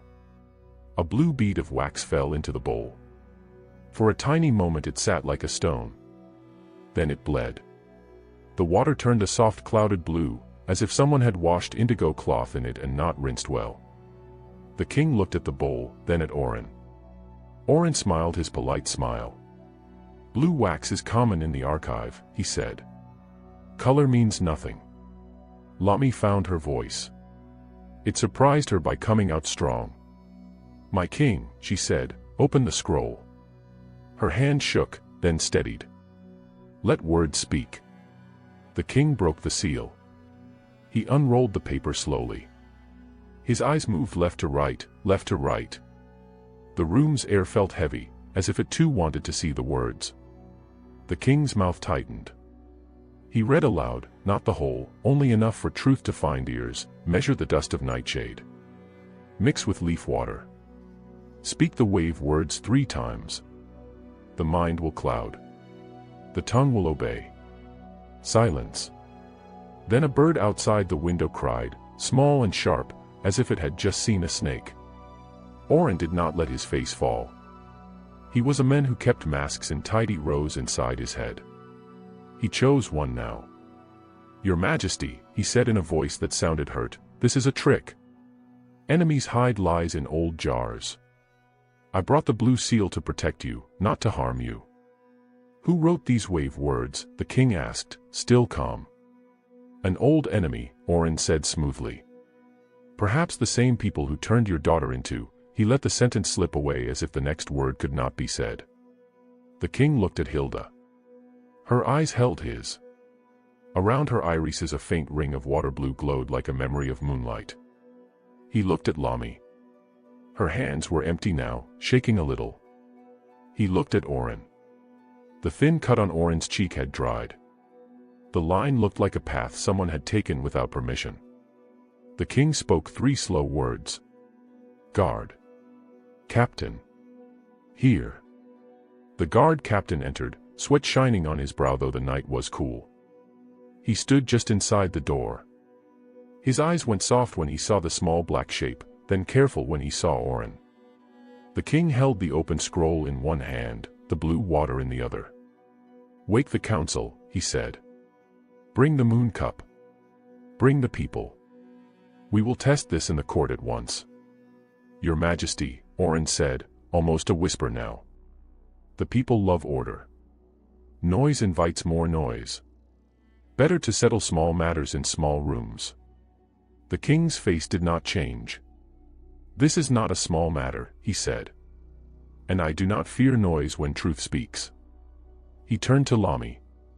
"Child," he said, using the word the way a father uses it when he is proud, not the way a master uses it. "You will stand beside me." Lami nodded. Her throat felt tight in a good way, like when a song climbs and you know it will land right. Hilda pressed her head to Lami's ankle. The touch said many things. "I am sorry." "Thank you." "Do not be afraid." "I am not afraid when you are not afraid." Oren's eyes moved like knives measuring a path. He did not try to grab the scroll. He did not try to strike. He stood very still and smiled a slow, thin smile that said, "I will set a different trap." He bowed and stepped back, the wave tip of his staff casting a little moon on the floor. The page sped out to rouse counselors. The guard captain moved with purpose. He had been ashamed in the market, now the shame turned into the right kind of anger, a clean anger that clears a room for truth to sit down. Hilda felt something new standing up inside her. It was not the high feeling she used to get when people praised her clothes. It was not the hard feeling she used to get when she fined the poor. It was something between soft and strong, like a rope that is easy to hold and can still pull a boat. She stayed close to the king's foot and watched Oren's shadow. Shadows tell you as much as faces. Lami, the king said, how did you know? Lami told the truth the way she always tried to, plain and clear. The cat scratched letters in dust, she said. She did not say, princess. She knew names were heavy and now was not the time to put more weight on the room. We took the scroll from the archive. We brought it here. Oren set traps. The spirits rule, she stopped, surprised at her own boldness. Had she just spoken of Mother River in front of the king? She swallowed. The spirits rule helped me to be brave, she finished softly. The king nodded once. The river remembers, he said. The words fell into the room like stones into a deep pool and did not splash because the pool was too deep for splash. From the corridors came council voices, sleepy, cross, surprised. Sandals slapped. Chairs scraped. The court began to fill with bodies and talk. The drum outside beat its next slow gom, rolling through stone like a big hand patting the city to say, wake, wake, dawn is coming. Oren walked with the king to the court, just behind him, where a good advisor walks. He moved like a man thinking about law and order, not like a man thinking about knives and cups. He had been at court too long to be sloppy. If truth came, he would try to step aside and let it pass him without touching his clothes. Hilda, small and black and shining like wet stone, walked in the king's shadow. Lami walked on his other side. The three looked strange together, a king in a plain robe, a maid with a basket, a cat with beads, but the room did not laugh. People smelled something in the air they could not name, the way animals smell rain before clouds. The court doors opened. The moon stood high and silver in the square above the court. Her light fell in a square on the floor like a window made of water. Counselors gathered with their careful faces. Some of those faces were honest. Some hid fear. A few hid hunger for higher seats. Hilda had never looked at faces this way before. Now she saw what sat behind eyes, and it made her quiet inside. The king sat. He did not sit high. He sat on the chair he used when he wanted people to talk to him and not to his crown. Good people, he said, and his voice did not need to be loud. It filled the room like warm smoke. A matter has come. We will see it in the open. He held up the bowl with the blue water. He held up the open scroll. He did not shout, poison. He did not accuse. He read lines, short and plain, and showed the bowl. He took another small chip of blue wax from the scroll and dropped it in fresh water a page had brought. Again the water sighed into blue. Words on a page, Oren said from his place with a humble bow, can be invented by enemies. Wax can be colored by mischief. The moon festival comes. The city needs peace. Let us not bring storms with the day. Lami stepped forward into the square of moonlight before her courage could run away. My king, she said, may I speak? This is not a market, one counselor began, frowning at her simple dress. It is a court where truth stands taller than cloth, the king said, not looking at the counselor. Speak, Lami. Lami lifted the scroll with both hands so people could see it and not only hear about it. Her voice was young and clear and carried because she spoke from a place that was true, not from a place that wanted to win. These are the words, she said, and read them, not fast, not slow. When she finished, she lifted her eyes. I found this with a friend who cannot climb chairs but knows the palace better than we do because she knows the cracks. She was brave when I was afraid. She was kind when I was small. She scratched letters in dust when I did not know what to do. I stand because she cannot stand here. People murmured. Some looked at Hilda, then looked away quickly, not sure what their eyes had seen. Oren tried to make his voice sound like a careful father. Child, he said to Lami, you are excited. Night plays tricks. You love a story. We all love stories. But the river remembers, Lami said, very soft, but the room heard it. The words did not come out as a knife. They came out like a cup of cool water set in front of a hot, tired person. Some shoulders sank as if set down. The king turned to the guard captain. "You were at the storehouse," he said. "Have there been losses?" His voice stayed gentle because he wanted truth, not fear. The guard captain swallowed. His eyes were wet again, but now with relief. "Yes, my king," he said. "I have failed. Men under me took grain and hid it with cousins. I did not stop them." He took off his leather strap and laid it on the floor. "I ask punishment." In the murmur that followed, something changed in the room. It felt like the moment just before rain falls, when leaves turn their pale undersides to the sky. Even those who had wanted to hide now wanted to speak. Mothers say truth is a stubborn child. Once one is born, others come. A counselor at the far end stood. He was thin and had a shake in his hand. "I saw a jar moved from the archive last night," he said. "I thought it was only cleaning. I should have asked. I did not." Another cleared her throat. "The blue wax is kept in a chest with seals. The key is held by 3 men," she said. "One is," she did not finish. She looked at Oren. Oren's fingers tightened on his staff. He looked up at the moonlight square on the floor and made his face humble again. "Your Majesty," he said, "I see that people are afraid and tired. Accidents and rumors." Hilda's body moved. She leaped onto the low wall that edged the court and walked along it like a shadow with a heart. She stopped where the moonlight touched stone and let it touch her. Now everyone could see what most had only heard: a sleek black cat with a human face, long beaded braids, eyes rimmed with a faint water blue ring. She did not hiss. She did not cry. She bowed her head, deep and slow, toward the king, then lifted her eyes and looked at the people. "You cannot write words with a cat's mouth that a crowd will hear. But you can say a thing with your body." Hilda said, "I was wrong. I have learned. I stand with truth." Something like a sigh moved through the room, a sound many chests make together when a long-held breath goes out. People did not know why they felt their eyes burn. They did not say, "Princess." They said nothing. But inside their heads, the room of fear made a new door. The king rose. He did not point at Oren. He did not shout. He lifted the scroll and spoke to the captain. "Seal the archive," he said. "Bring those who hold the keys. Put the moon cup under guard. No one touches it until dawn. And send for the water shrine elder." Oren bowed low, lower than a reed in flood.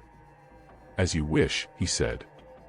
He stepped backward into deep shadow, 1, 2, 3 steps, and was gone into a door even some guards forgot. Hilda's whiskers trembled. Her fur said what her mouth could not: he will not stop. He will try again.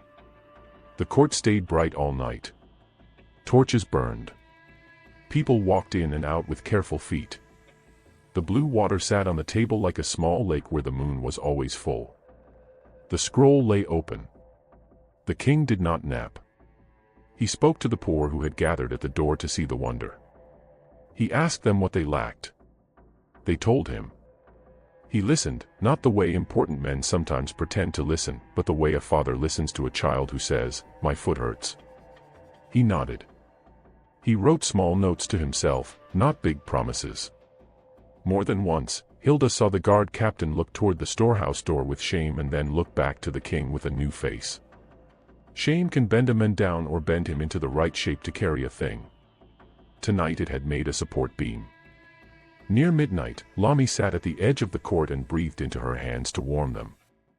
Hilda curled in her lap for a few minutes. Lami stroked her head slowly, her small steady hand telling a story without words. "You are not alone. I am here. We keep going."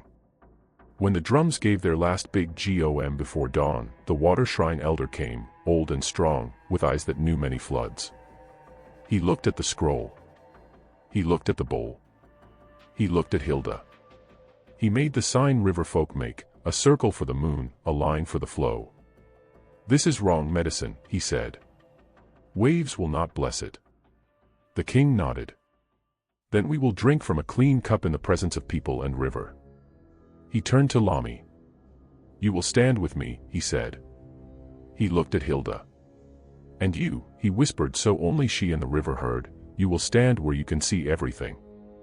Hilda leaped down and padded to a low pillar by the open arch that looked into the courtyard.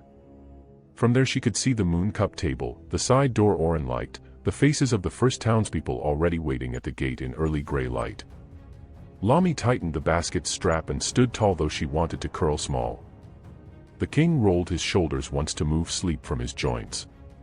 The guard captain placed men at doors and gave them the kind of look that says, "You are not only hands, you are hearts. Use both." Dawn brushed the court with soft gold. Birds woke. The river gave one long shiver the way a person gives a long stretch when first light touches eyelids. The city made its first sound of morning, a long, low moan that comes from many throats at once. Hilda counted the doors again. She counted the faces. She counted her own breaths. Be seen by none, she thought, believed by one, then speak for all. She had been seen by none when she learned hunger and gave food away. She had been believed by one when Lami read dust letters and said yes. Now came the last part. Her heart, small and fast, beat like a drum ready to call a crowd to truth. This was the moment to choose the next step. To keep proof safe. To turn the water spirit's lesson into a river that would flood the lie and carry it away. Hilda looked at Lami, at the king, at the waiting gate where the people of Lumra pressed close with questions and hope. She lowered her head as if she were washing her paw, and with one claw she scratched 3 tiny signs into the pillar's smooth dust, little marks only a careful eye would see. CUPDOORWAVE. Then she lifted her face to the wind and made her plan. Dawn came like a soft drum. The sky over Lumra turned the color of ripe papaya, then brightened. People filled the courtyard and the steps outside the court. They came with sleepy faces and quick hearts. Some carried babies on their backs. Some held baskets because after truth, life still needs yams. Everyone wanted to see the moon festival cup lifted in the open, with the river watching. The king stood by the moon cup table. The cup was simple, white clay with a thin blue line, the kind of blue you see on water when the moon lies on it. Beside the cup sat a plain bowl of clean water. Beside that lay the blue wax-sealed scroll, unrolled so all could see its ugly words. Lami stood to the king's left, small and steady, hands at her sides to show she had nothing. The guard captain stood to the right, jaw tight, eyes clear. Hilda crouched on the low pillar by the arch, half shadow, half morning glow. From there she could see the cup, the side door Oren loved, and the long line of faces at the gate. Her whiskers felt the air. It carried sweat, soap, worry, hope, and something thin and sharp, like the smell of a knife wiped clean but not clean enough. The water shrine elder lifted both hands. He made the sign of circle and line. "River, see us," he said. "We bring our cup to light. We do not drink in dark. Bless what is clean. Show what is not." The crowd murmured ASE, Amen, and fell quiet. The king held up the clean water. "We will test the seal again," he said, so even the old woman at the very back could hear. He broke a tiny chip of blue wax and let it drop. The water sighed into pale blue. A small ripple walked from one side of the bowl to the other and stopped, like a child who wanted to run but remembered to stand still. A murmur rose, low, fearful, angry, brave, all at once. People turned to look at counselors. I slid to Oren. Where was Oren? Hilda saw him. He did not stand in his usual place. He had moved to the side door, shadow on shadow, face lowered, staff tip covered with his sleeve so the silver wave would not catch the light. 2 men who wore plain wrappers but walked like soldiers without uniforms drifted near him, pretending to be part of the crowd. Their eyes kept bouncing, counting doors, counting guards. Hilda's fur lifted along her spine. Now, she thought. This is when traps spring. She flashed a look to Lami. Lami's eyes flicked to the side door and back, just once. She had seen too. Her mouth tightened, then softened, she kept her breathing slow. The king spoke. "We will pour from the storehouse jar with the king's mark," he said. We will set the cup here. We will drink together, with river and people." He nodded to a page. The page went to fetch the jar. As the boy crossed the floor, a clay pot rolled from a shelf near the side door and smashed with a shout-loud crack. Dust flew. People flinched. For a heartbeat, every head turned toward the sound. In that small blink of time, one of the plain-wrapped men slid close to the table like a snake under dry leaves. His hand darted for the scroll. Hilda jumped. She hit the table in a black line of speed. Her paw slapped the scroll away from the man's fingers. The scroll skidded, then flew off the table and landed near the arch where the first line of people stood. A young mother in a blue head wrap bent fast and covered it with her basket without even knowing why. Her body chose truth before her head made words. "Thief!" someone cried. The men grabbed at Hilda. She twisted, beads flashing, and raked his hand. He hissed and stepped back. The guard captain lunged, but the second man hooked his foot, and both men tumbled. Oren did not move. He let the chaos breathe. Then, like a gentle friend, he called, "Stay calm." "The cup. The cup." I swung back to the table. The clean jar had arrived. The page's hand shook as he set it down. The king steadied the boy's fingers. "No fear," he said softly. Hilda dropped to the floor. She sprinted to the arch where the young mother now clutched her basket like a shield. Hilda touched her ankle, then looked down at the basket and up again. The mother understood without needing a speech. She lifted one corner. Hilda slid the scroll back to the inner side of the pillar with a quick hook of her claw. The scroll lay safe in shadow, 3 steps from the king and 3 steps from danger. "Blessing first," the water shrine elder said, voice like cool stone. He poured a trickle of clean water on the floor before the table and drew a small line with his finger. "River before men," he said. The crowd repeated it, and the repeat made people breathe slower. Oren smiled kindly. "Of course," he said. He took one slow step toward the cup as if to help set it straight. The silver wave of his staff slid free of the sleeve just enough for Hilda to see it catch the dawn. Her heartbeat quickened. Her body knew this shape. This staff had swung at her in the archive. This hand had pressed to a cheek and looked at its own blood with cold interest. The king nodded to the page. The boy lifted the jar. A thread of clear water fell into the moon cup. The sound of water on clay rang like a bell. And then, another sound. Thin. High. Wrong. Like a tiny flute playing from inside the cup. The water shrine elder's eyes snapped to the base of the cup. He bent fast for an old man. He touched the tablecloth near the cup and held his finger up. A grain of blue wax clung there, soft and shining. Hilda saw it too. A smear of blue, worked into the weave. Thin as hair but enough. If the cup sat there, the base would warm the smear and the smear would bleed into the cup.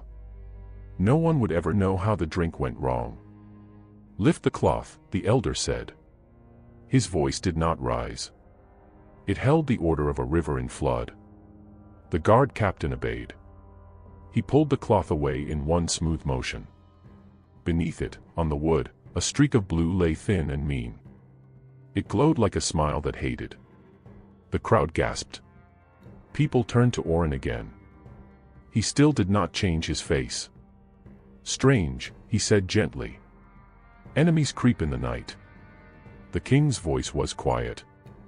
"Then we will drink from a cup placed on bare wood washed by water." He set the cup down again. He poured a little clean water on the table and wiped it himself with his sleeve. A woman in the crowd shouted, "Who would poison a king?" Her voice broke on the last word and turned into a sob. It was the widow Hilda had fined for touching shade. She wept openly now, not ashamed. The sound rang true. The room bent toward the truth and away from the smooth voice that hid it. Hilda climbed the pillar again. Her mind counted, cup safe, cloth gone, smear shown, scroll safe, crowd awake, Oren poised. What next? The spirit's words beat in her ribs with her heart, "Be seen by none, believed by one, then speak for all." She had been unseen in the alleys. She had been believed by Lami. Speak for all did not mean a speech. It meant a sign all could read. She ran along the pillar and dropped to the floor near the water bowl. She dipped her paw and wet her claws. Then she leaped, quick as light, to Oren's feet. She dragged her wet claws over his shoe and the hem of his robe. When she stepped back, the water left streaks like a river's fingers. The streaks stopped at his staff hand. "Look," a boy cried, high with shock. It was Kobe, the biscuit boy, hugging his mother's skirt and pointing. "The water likes his foot." People laughed, half fear, half relief, but they looked. Oren did, too, because he could not help it. His eyes followed the wet line up to his own hand. For one beat, his mask slipped. His mouth tightened. His fingers flexed around the staff. The king saw. The guard captain saw. The elder saw. So did Lami. She lifted her hand, palm open, in the small sign street children use when they see a trick. The crowd, many of them street children grown tall, understood. They did not shout. They held their breath and leaned forward. Oren exhaled slowly. The mask slid back on. "A cat plays," he said. "We chase shadows and get tired." "Then let truth play louder," the king answered. He took the bowl with the blue water and set it on the floor beside Oren's foot. "Step in," he said softly. A sound like a wind through dry leaves moved across the room. It was not laughter and not anger. It was the sound people make when they see a door open to a room they did not think they would ever enter. Oren's eyes flicked to the side door. The two plain-wrapped men shifted closer, shoulders low, ready. The guard captain lifted his hand and his men flowed like fish to block the door, not with shouts, but with bodies that said, "No more hiding places." Oren smiled again. "My king," he said, sweet as ripe fruit, "I would do anything to ease your mind. But I am old. My leg." "I am older," the water shrine elder said mildly, and put his own foot in the bowl. Blue ripples curled around his ankle and went quiet. He stepped out. "No harm," he said. Oren's teeth showed for a second, not in a smile. In that breath of anger, Hilda moved. She leaped for the staff. Her claws cut the wrap that covered the silver wave. The wave flashed. She pushed off the staff and twisted midair, landing on the table. Her tail swept the air. 3 drops of blue water from the bowl, only 3, flew across and hit Oren's robe near the hem. Blue bled, soft and slow, into the cloth. A woman shouted, "It stains him." A man shouted, "He touched the wax." Oren's face finally changed. The careful lines broke like a dried riverbank in a sudden storm. He stepped back hard, hit the side of the moon cup table, and grabbed for balance. His staff struck the tabletop. The cup wobbled. Lami darted and steadied it with both hands. The 2 plain-wrapped men lunged, not for the king, but for the scroll they did not know Hilda had moved. They ran to the arch. The young mother who had hidden it earlier kicked her basket behind her and stood like a tree. Others stepped in front of her without planning, the way birds flock and turn all at once. The men hit bodies that would not let them pass. A broom, Mama Sada's wet broom, appeared and smacked shins with love. "Go home," she said, "and tell your mothers you did poor work today."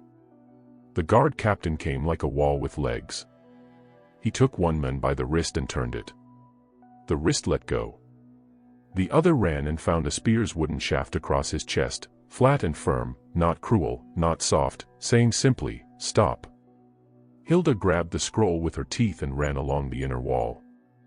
She had never felt so small and so strong at the same time. The room was very loud now, but inside her ears a cool, quiet river ran. It told her where to place each paw. It told her when to duck. It told her when to leap. She leaped for the king's table. Something flew. Not a spear. A net.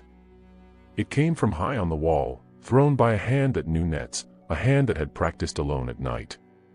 The net fell like a soft door and closed. Hilda lunged left. The net lunged left too. She dived right. The net found right. She sprang straight up, claws out, trying to climb the net as if it were a tree, but the cords were oiled. Her claws slid, her body thumped back to the floor.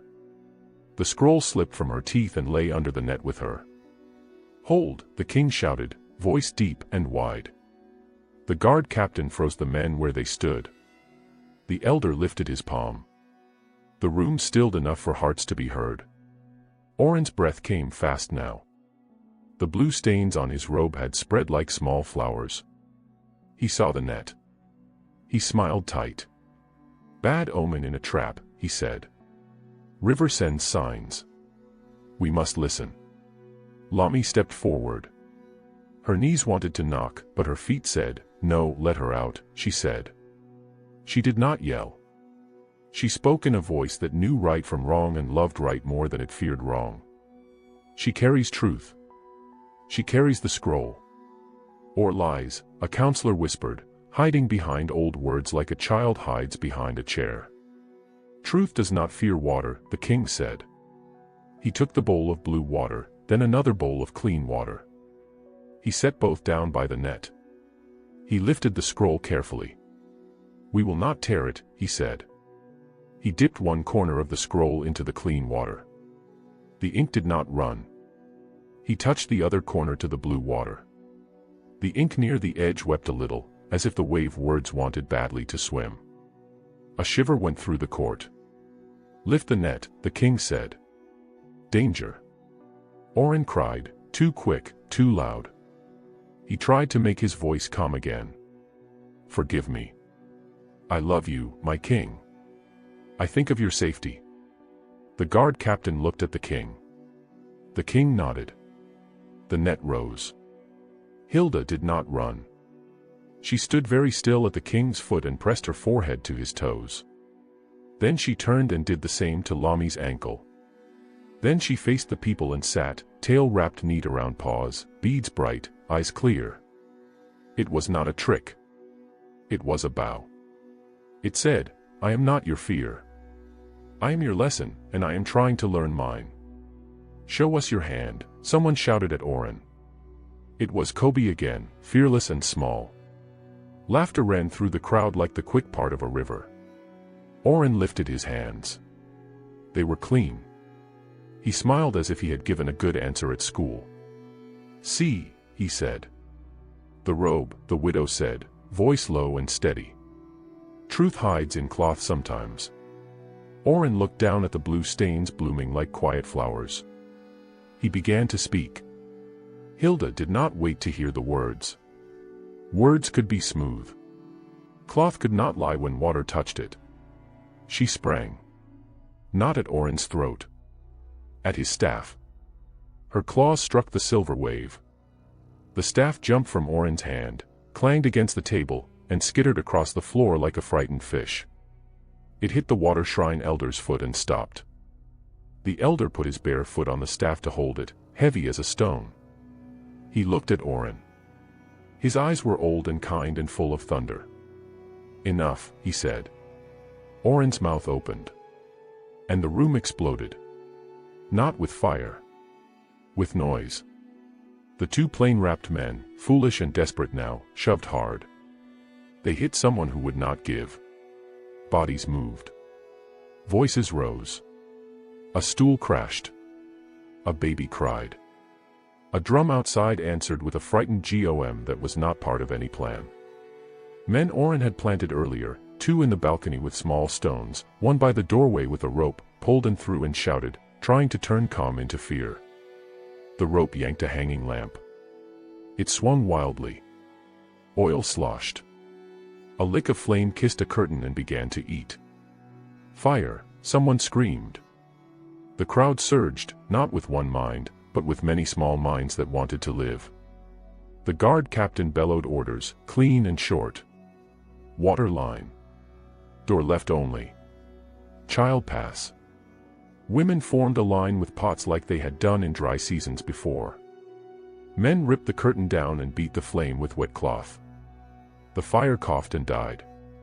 In that knot of chaos, a small bamboo cage, the same one Oren had hung in the outer hall during the night, came swinging down again on a rope from the balcony. Its door slammed the floor beside Hilda. Before she could turn, a quick hand flipped and shoved. The cage closed with a rattling laugh. Hilda hit the bamboo with her shoulder. Pain flashed white. The world snapped into sharp lines and dull noise. She sucked air and tried again. The rope creaked but did not break. Hands pulled the cage backward, away from the king, away from Lami, away from the moonlight square and into shadow. "Hilda!" Lami cried, running. A soldier stepped in front of her, not to stop her forever, only to keep her from the wild pull of the crowd. "Wait," he shouted, "we will." "Bad omen," a voice from the dark yelled. Others took up the cry because fear loves repeats. "Bad omen." "The cat." "No." Lami shouted back, voice fierce now, she saved, her words drowned in the churn of bodies. The cage slid across the floor, toward the side door that had become a mouth. Oren moved with it, eyes flat now, mouth a hard line. The blue stains on his robe looked like bruises blooming. Hilda gripped the bamboo and met Lami's eyes through the moving forest of legs. "Do not break," she told her without words. "Hold the scroll. Find the king. Speak." Lami held up the scroll in both hands like a lamp. The sight of it calmed some people. The king's voice cut through the noise like a steady drum. "Stand fast.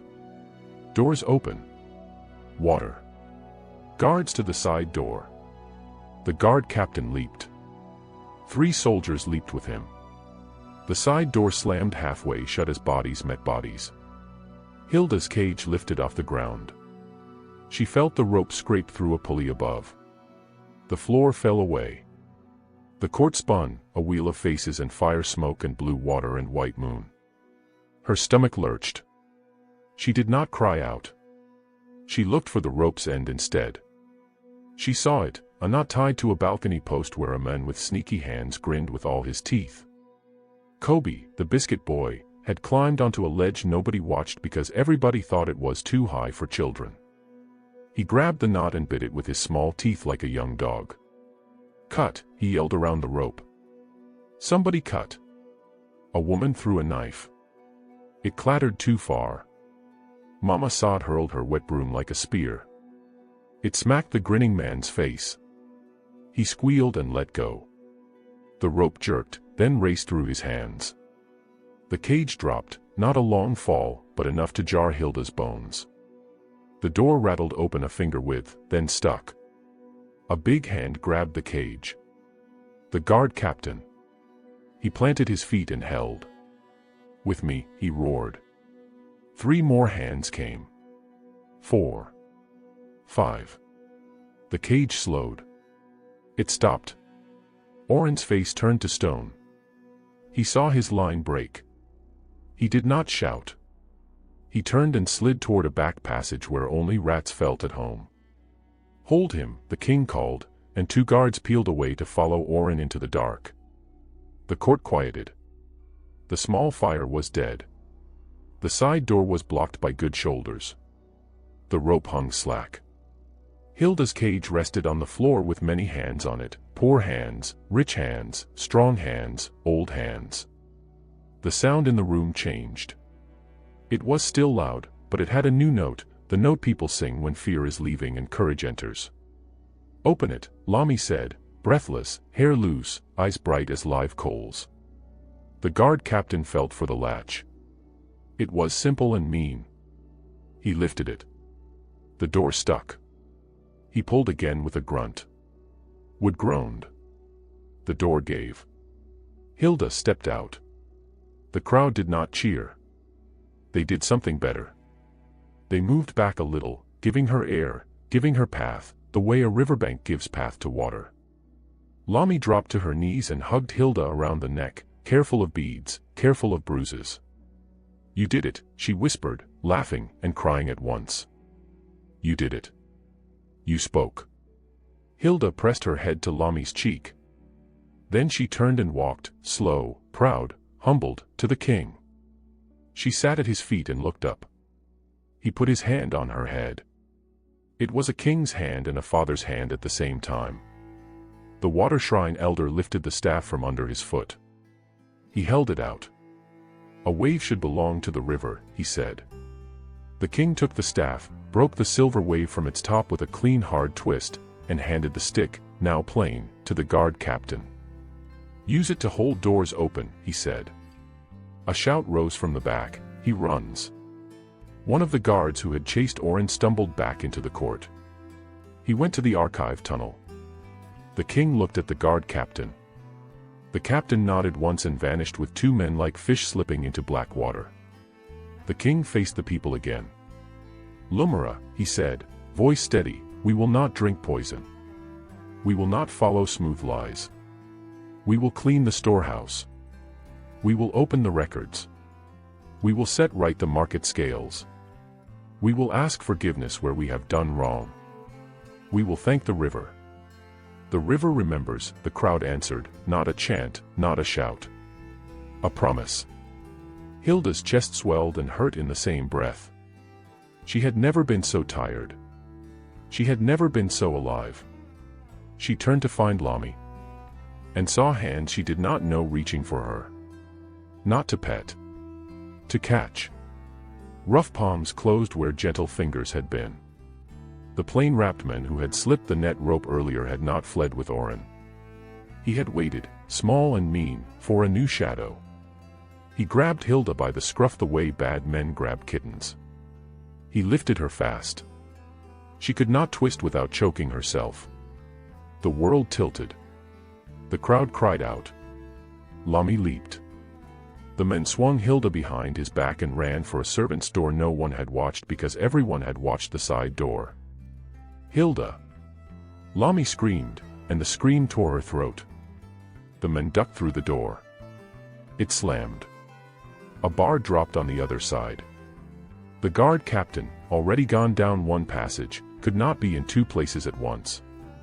The king's face went white with fear, then red with anger. Hilda dangled, choking, eyes watering. She tried to strike, but the grip was hard and high. The men ran through a narrow hall that smelled of old straw. A second door opened and closed. Steps. A cooler air. A shadow. A cage waited, smaller, meaner, with iron wire. The men jammed Hilda inside, slammed the hook, and laughed a soft, ugly laugh that did not belong in a palace. Bad omens belong in boxes, he said to no one. Hilda lay still for a breath because the world would not stop spinning. When it slowed, she lifted her head. She could not see the court. She could not see Lami. She could see a sliver of river sky through a vent. She could hear drums far away, counting the last beats to full day. Her heart beat the drum back. She was not broken. She was not alone. The river remembered. The city was awake. Lami held the scroll. The king held the room. The guard captain held the doors. Hilda closed her eyes for one breath and opened them again. Her pupils were huge, her ears flat, her whiskers forward. Fear sat beside her like a cat that was sometimes friend, sometimes teacher. The small iron cage scraped across stone like a bad song. The men who had trapped Hilda, thin shoulders, fast feet, a scar like a cracked seed by his mouth, dragged the cage through a narrow service hall that smelled of old straw and lamp oil. He did not run like a brave soldier. He scuttled like a lizard, low, quick, always looking for a crack to slip through. Hilda lay still for one breath to stop the world from spinning. Her neck ached where he had grabbed her. Her ribs hurt where bamboo had bruised them. But her eyes were clear, and her mind was sharp now, sharp in the way a small knife is sharp when a big knife is dull. Bad omen in a box, the man muttered to himself, pleased. Bring it where faces are soft. Then they will fear. Fear makes hands let go. He turned again, and stopped at a heavy wooden door with black hinges. He knocked in a strange little rhythm, 3 fast, 1 slow. A latch scraped. The door opened a hand's width. A second man looked out with the flat eyes of someone who had been promised a coin to forget his shame. In, Scar Mouth said. Quick. They slid into a low room under the steps. Sacks of old grain leaned against a damp wall. A broken stool lay on its side. A cracked drum sat quietly, skin loose, as if it had cried too much and given up. A slit vent let in a finger of light and a thread of river air. That small breeze was the only kind thing in the room. Scarmouth set the cage on the drum. The cage feet bit the old skin with a rude creak. Hilda winced. The other man, Roundbeard, peeled back a bit of sacking to show a bundle, rope, a small curved knife wrapped in cloth, a strip of blue wax soft enough to smear with warm fingers. Plan? Roundbeard asked. Noise, Scarmouth said. Carry the box out at the next bell. People will see Cat. We shout bad omen first. We point at her beads and face. We say the river sent a warning against the king's new rules. We turn their soft hearts. In fear, soft hearts follow strong hands. Roundbeard nodded like a lizard nods, quick, nervous. What of the counselor? He whispered.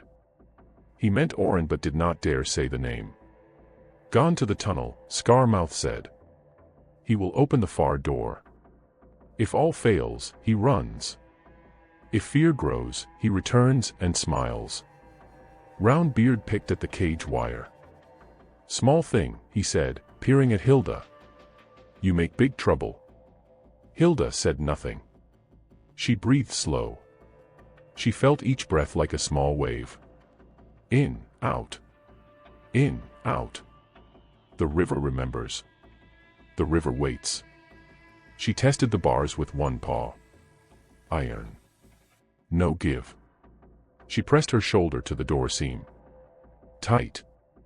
She looked at the latch, a thin bent nail hooked through two eyelets. Fast to open from outside. Impossible from in. Her whiskers quivered. Through the slit vent, the palace woke, sandals on stone, low voices, the rustle of cloth, the first little cough of a boy who had slept in a draft. Far away a bell, dong, counted the hour between night and morning when dreams let go and work begins. Hilda closed her eyes and listened under the noise, the way Cato had taught her, listen for the river under the market, for the drum under the talk, for the truth under the fear. Under the palace sounds ran a thin, patient hum, like a string pulled across a bowl. The water spirit's house song. It said, hold. Help is moving. In the court above, ash was swept, lamps were set straight, and people caught their breath after the heat of trouble. The king stood near the moon-cup table and spoke to elders with the care of a healer tying a clean bandage. The water shrine elder rested a hand on the broken silver wave as if blessing the end of a lie. Lami held the scroll to her chest. The paper felt warm, as if it had a heart of its own. She wanted to run in 5 directions at once, to the storehouse to shout at thieves, to the gate to speak to the poor, to the tunnel to chase Orin, to the king to give him water, to the arch to find Hilda, she breathed, and fear bit her like a small hard-to-see insect. She raced to the servant's door Hilda had been dragged through. Bar. Locked from inside. She hammered with her fist. Open, she cried. Open. A boy came from the corridor, eyes wide. Miss Lami, he whispered, I saw men carry a cage. They went down, not up. Down where? Lami snapped, trying to keep fear from making her cruel. Under steps, the boy said, pointing with a shaking hand. The room with the broken drum. Fetch the guard captain, Lami told him. Now. If you cannot find him, find Mama Saad in the market. She runs faster than soldiers. The boy ran. Lami flattened her palm against the door and pressed her ear to the crack. She did not hear Hilda, only the scrape of a chair and the low mutter of men. She would not waste time scratching and begging. She looked up and down the wall, old stone, new plaster, a small window high where no adult could reach. A small window. Lami judged the height with her mind. She could not reach. But the city had taught her this, when your arms are short, borrow taller arms. She ran. Past the court, past a line of women filling water bowls for the morning wash, past a boy rubbing soot from a pot. She slipped through a narrow service passage, climbed a low shelf, and stepped into the laundry yard where 2 rope lines crossed like a sky of cloth. "Please," Lami said to the laundry women, "I need 3 mats and a rope. Fast." "Why?" one asked, weary but curious. "Because I cannot grow wings today," Lami said, breathless but smiling with her eyes. The women grinned despite worry. They brought woven mats. One tied her waist sash to another's sash to make the rope longer. A third snapped clips free, jaws clicking like small crabs. They followed Lami back. At the door under the steps, Lami laid the mats in a stack against the wall. She climbed. The pile wobbled. The women steadied it with hands planted firm as tree roots. Lami stood on tiptoe. The window was just there, a square of light like a coin at the bottom of a jar. "Rope," she whispered. They passed her the knotted sashes. She looped them around a metal bracket and pulled herself up into the square. Her shoulders scraped. The stone bit her knees. She pushed, turned, and fell inside the dark room like a cat that had forgotten how to land. She hit the floor and rolled. The cage rattled. Scarmouth spun, knife half-drawn. "Ah," he said, and this time his smile was wide enough to show his rot. "The sweet maid." Round Beard reached for Lami's ankle. She kicked like a dancer taught by terror. Her heel found his knee. He yowled and sat down hard. Scarmouth slashed, not at her, but at the rope of sashes, cutting Lami's escape to slow help. Lami grabbed the broken stool and swung. She did not hit Scarmouth's head. Fear and love guided her hand to his wrist. The knife clanged to the floor. Hilda flung herself in her cage, making noise enough to wake a house.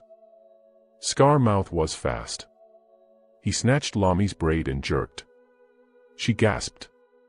He pressed his forearm to her throat and hissed into her face, "Stay small." Lami's eyes watered. Spots of light danced like fireflies where air should have been. She heard Hilda's claws on iron, a quick hopeless sound. She heard her own heart banging the drum of a last chance. She did what river ants do when a goat refuses the path. She went boneless. She dropped instead of fighting. Scarmouth's weight, set to press high, slid forward. He lost balance. Lami twisted and broke free. She scissored her legs, knocked his ankles, and both fell. She crawled, palm burning on rough floor, hand groping, knife, found cloth, no, found the cracked drum, yes. She grabbed the drum and slammed it into the cage. Not the bars. The thin, bent nail that made the latch. The nail jumped, held, jumped again. Scarmouth lunged. Lami swung the drum like a shield. It took the hit, split along the crack, and died fine and proud in her hands. "River," she barked, half prayer, half command. She slammed the latch with the drum's wooden rim. The nail sprang. The latch let go. Hilda exploded from the cage. Small bodies can be lightning. She was. She hit Scarmouth's cheek, 2 lines like thin rivers. She turned and raked round Beard's hand so he would not be brave today or tomorrow. She raced to Lami and pressed her side to Lami's leg, anchoring them both to the only true thing in the room: we are together. A bar lifted on the outer door. The guard captain's voice filled the room like a safe wall. "Out." The door flew open. 2 soldiers filled the space. Scarmouth dove for the slit window, too small. He hit stone and fell in a shame heap. Round Beard curled on the floor, sucking his bleeding fingers like a child who had fallen from a stool. "Bind them," the captain said. His men moved quick and tidy. Lami bent, forehead to Hilda's. She laughed and cried in the same small sound. "You," she whispered, "you did not give up." Hilda licked the salt from Lami's chin and breathed the warm, pepper skin scent that meant home now. The captain looked at the broken drum, the cut rope, the cage. He shook his head once, angry at himself, then put the anger down like a heavy pot before it breaks his arm. "We go to the court," he said. "Bring the box. Let the city see what fear tried to do." They stepped into the corridor. The laundry women cheered from the far end, hands over mouths. One lifted her cloth like a flag and waved it, laughing breathless, "Go." The palace stairs climbed like a steep hill.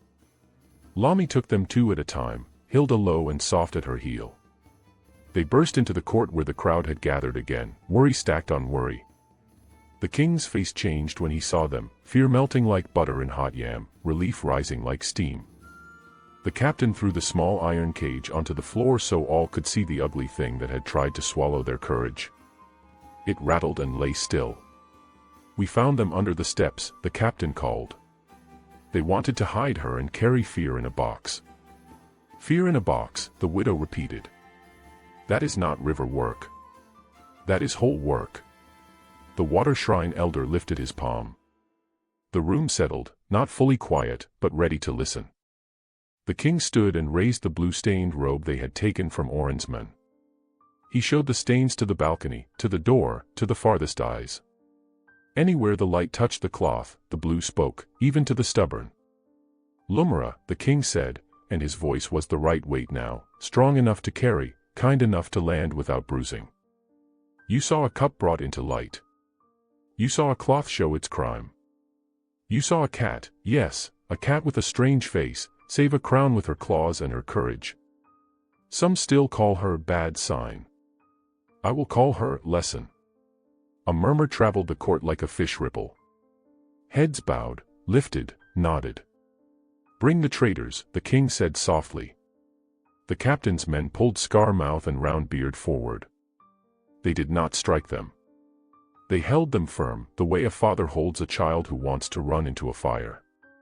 The men's eyes darted. Scar-Mouth still smiled his seed-crack smile, but it shook now, a little. "Who sent you?" the king asked. Scar-Mouth looked at the floor. His mouth moved, trying to shape a lie. He tried one on. It did not fit. He tried another. Too small.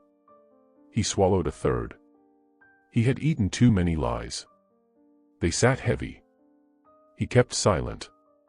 Round-Beard looked at the blue-stained robe and began to cry hard, the way a grown man cries when the dam breaks and the water is tired of being held. "I am sorry," he said. "We were promised coins. He said the river would carry the blame. I was wrong. River, forgive me." He sank to his knees. It was Oren. Gasps. Not because the name was new, many already knew, but because the word had finally stepped into the center of the room and stood where everyone could see it. The king nodded once. Not triumph. Sadness, firm and necessary. "Find him," he told the captain. "Bring him to stand where truth stands." A runner rushed in from the side passage, breathing like a fish on a wet rock. "We chased him into the tunnel," he panted. He slipped a gate and ran into the old culvert. "We found his staff tipped near the grate. The river took it." The water shrine elder bowed his head, not to the runner, but to the unseen place where dirty water joins clean and gets forgiven. "The river remembers," he said. "So do we," the king answered. He turned to Hilda and Lami. His face softened the way a dawn softens a dark shape on a hill. "You two walked a road I did not see," he said. "You walked it for me, and for us all." Lami lowered her eyes and lifted the scroll again. "I only carried what she brought," she said. Hilda sat proud and small and humbled and whole. She could not speak in human words, but her eyes were open. Around her irises the thin water-blue ring shone a little brighter, a moon only she could see this close. A breeze moved through the court though no doors had opened. Cloth swayed. Flames bent their heads. The bowl on the table shivered and made a sound like a smile. From the archway came a glow, not lamp gold, not sun gold. River gold, blue-white and silver, soft as a mother's hand on a child's hot forehead. Mother River stood there again, not bent now, but tall and easy, hair heavy and wet, shells winking like small moons. Water rose in a thin skin under her feet so that she never touched dust.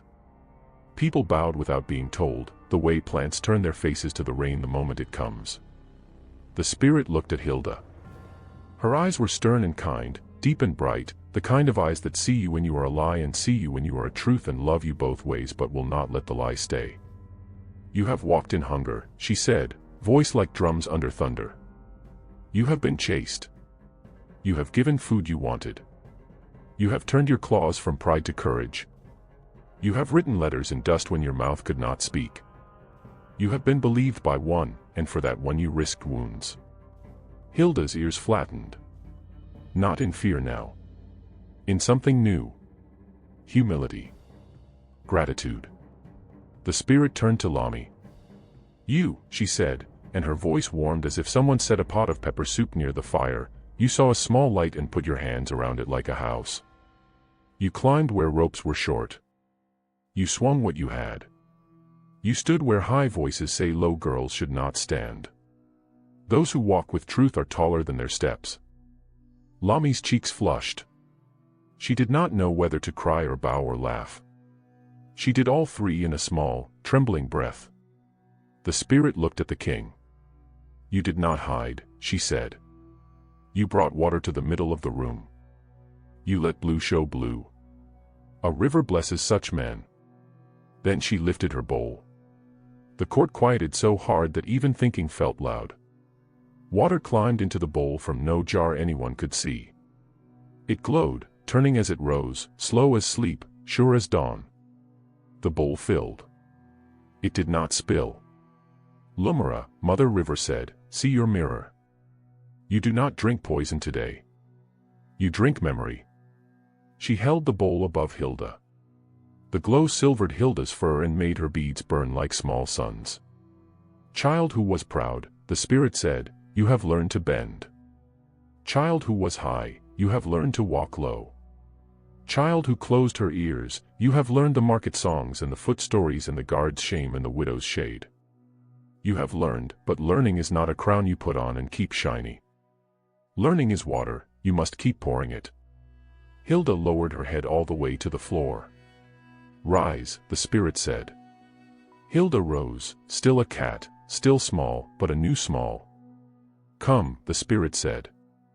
Hilda stepped under the lifted bowl. Water fell, one drop, then two, cool and clean.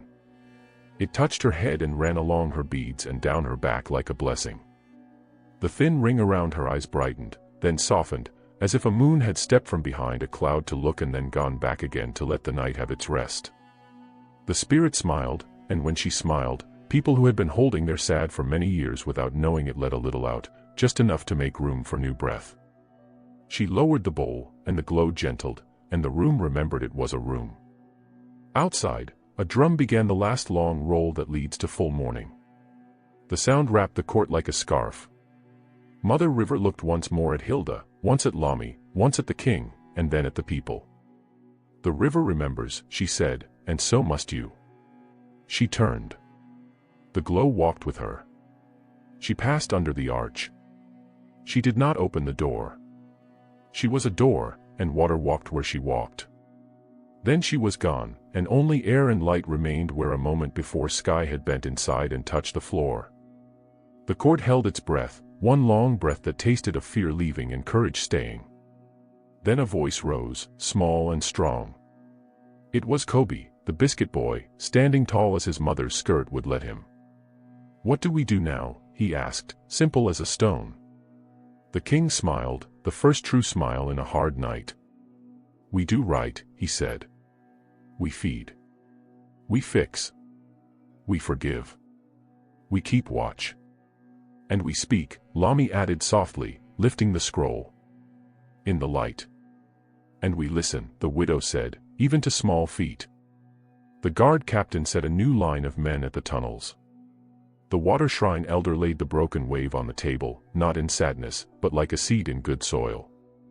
Hilda looked up at the moon that was now pale in the brightening sky. She felt the water drops drying on her fur. Somewhere far, a pipe hissed in a warm alley. Somewhere near, a boy laughed a relieved laugh that sounded like a little bell. She breathed. In, out. In, out. The river remembers. The river waits. A horn sounded at the gate, 3 notes, come, come, come. The people of the city, who had been waiting outside, began to press in for the final word, for the cup, for the sight of justice set like a bowl in the middle where all can reach. Scarmouth, bound now, watched with eyes that counted chances and found none. Roundbeard cried open tears and shook as the last of the lies left his body like smoke leaving a room after a bad cooking. The king lifted his hand for quiet. He opened his mouth to speak the words that would make the morning new. And in the far corner, where a shout had been born and a fire had died, a sharp voice cut through the air, there. On the ledge. A last rope, forgotten, thin, hung by a nail from a high window where the wall meets the roof. A shape slid there, quick as a lizard, careful as a thief. A pale palm flashed. A knife glinted. The rope twitched. Hilda's eyes snapped to it. Her body had already chosen before her mind made the words. Now, said the river inside her. She sprang. The shout, there. On the ledge. Broke across the court like a plate. Head snapped up. A thin rope shivered near the high window where wall meets roof. A small shape slid there, careful as a lizard, quick as a thief. Steel flashed in a pale hand. The rope twitched, then steadied. Hilda did not think. She sprang. The pillar's smooth top took her paws, then the window frame, then the rough brick seam that a mason long ago had left like a ladder for small things. She climbed the way water climbs a reed, light, fast, certain. Below, the crowd gasped. Above, the hand with the knife saw black fur and beads coming like a small knight and slashed. Hilda twisted midair. Steel kissed one braid and cut 3 beads free. They fell and rang on stone like tiny bells calling brave hearts. Hilda landed on the narrow ledge, hardly wider than a hand. Her claws found the faint bite marks of old rain. The men hissed, a thin servant no one had watched, with hungry eyes and fierce sour skin. He jerked the knife again, not at her now, but at the rope that led to a slip hook over the festival banners. If he cut it, the last lamp rig would fall, the crowd would panic, and truth would drown in feet. Hilda lunged, not for his throat. For his wrist. Her teeth closed just hard enough to make him drop the knife. It clattered and spun and fell all the long way to the floor.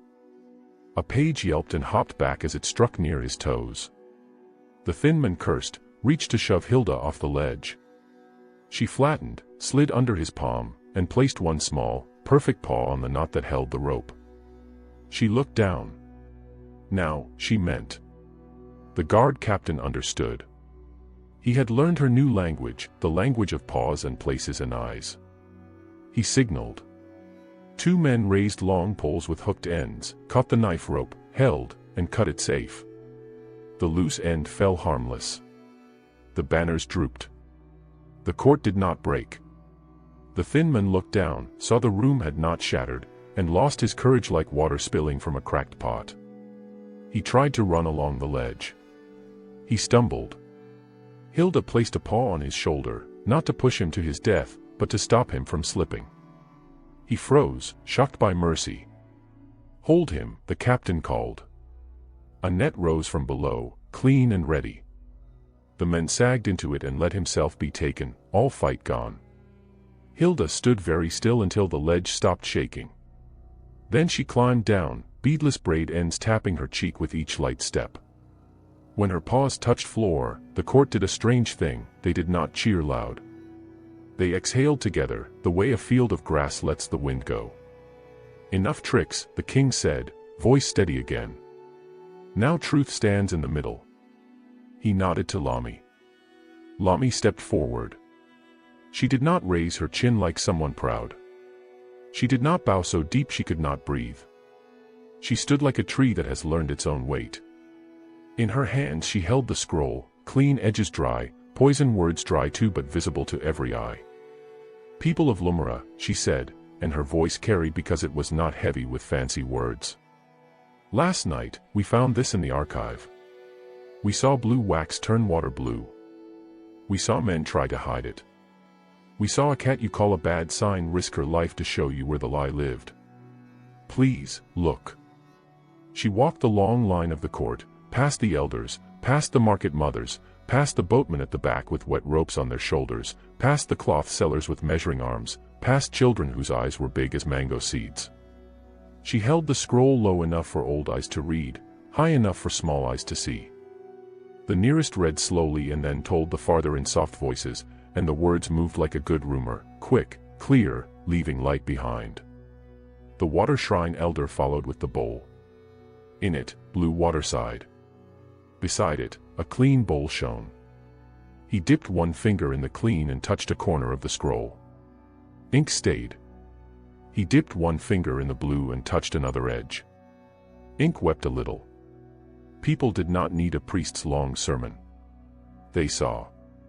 Who wrote it? Someone called.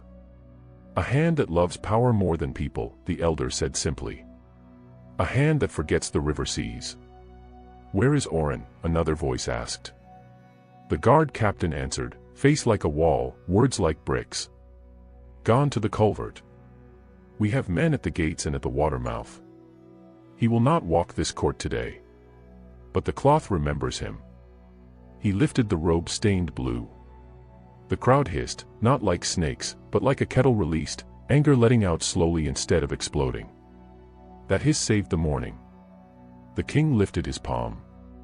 Listen, he said. Revelation is not only about catching a man. It is about seeing ourselves. He turned in a slow circle so his voice could go to every corner. I did not see theft at the storehouse. I did not see fear in the market. I did not see hunger in the eyes of those I pass. I did not correct my daughter's pride when it first put out small leaves. I am sorry. Forgive me. We begin again, together.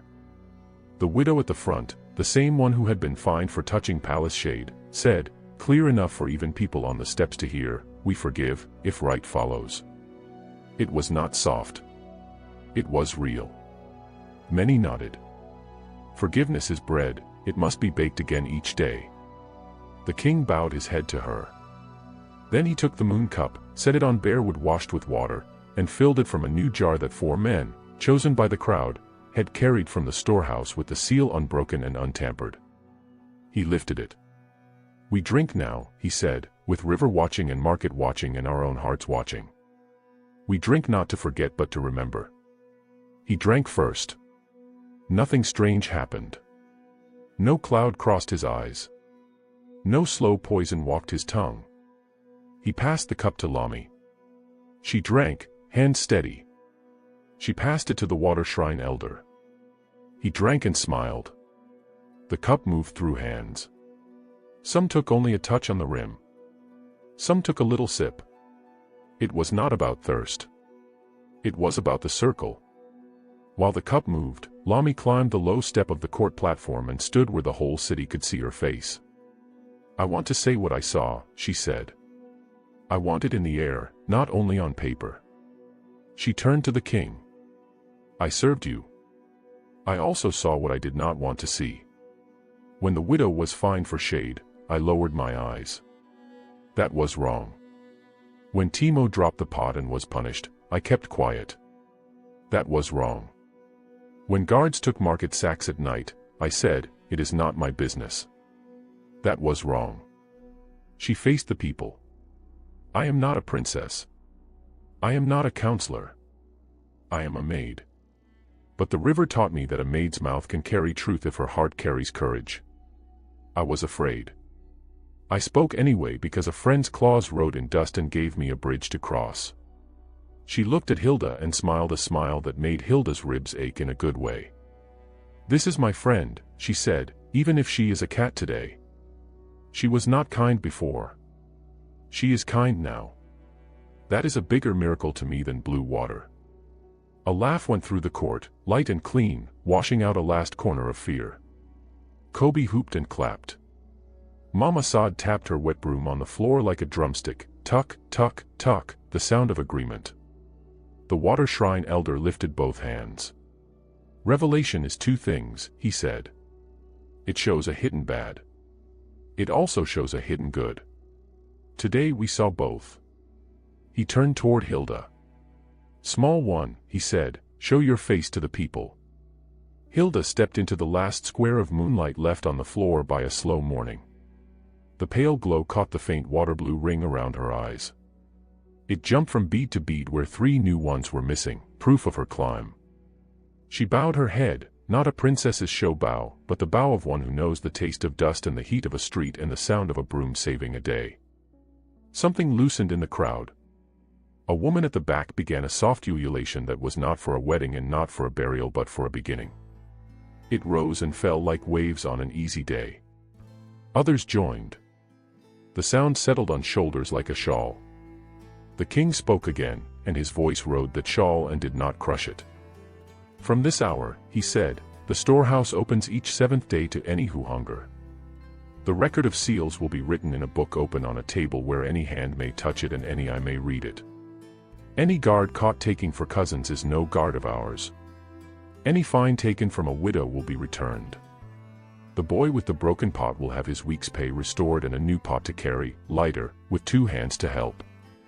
Timo, who had hid behind a pillar the whole morning, peeked out. His eyes flooded and then cleared. He did not know what to do with his hands, so he put them on his own shoulders and hugged himself, then laughed because that felt silly. The king turned to the elders. "You will help me," he said. "Not to wear bigger cloth, but to carry heavier water." They nodded, some with honest nods, some with nods that would need watching. The court had eyes now. Eyes help men keep promises. "Where is the cat?" a child asked, loud and curious, because children love to point at the center without shame.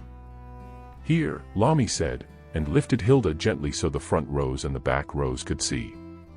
Hilda let herself be held. She did not writhe. She did not hide. She looked out over the faces and saw what she had never bothered to see before, 1,000 different stories in 1,000 different eyes, all looking back, asking, "Will you stay kind when the day is not special?" Hilda blinked once, slow, the cat promise. She touched Lami's cheek with her forehead, the friend promise. She looked at the king and lowered her head, the daughter promise. She glanced at Mama Sada's broom, at Kobe's bright face, at the widow's steady mouth, the city promise. A hush fell.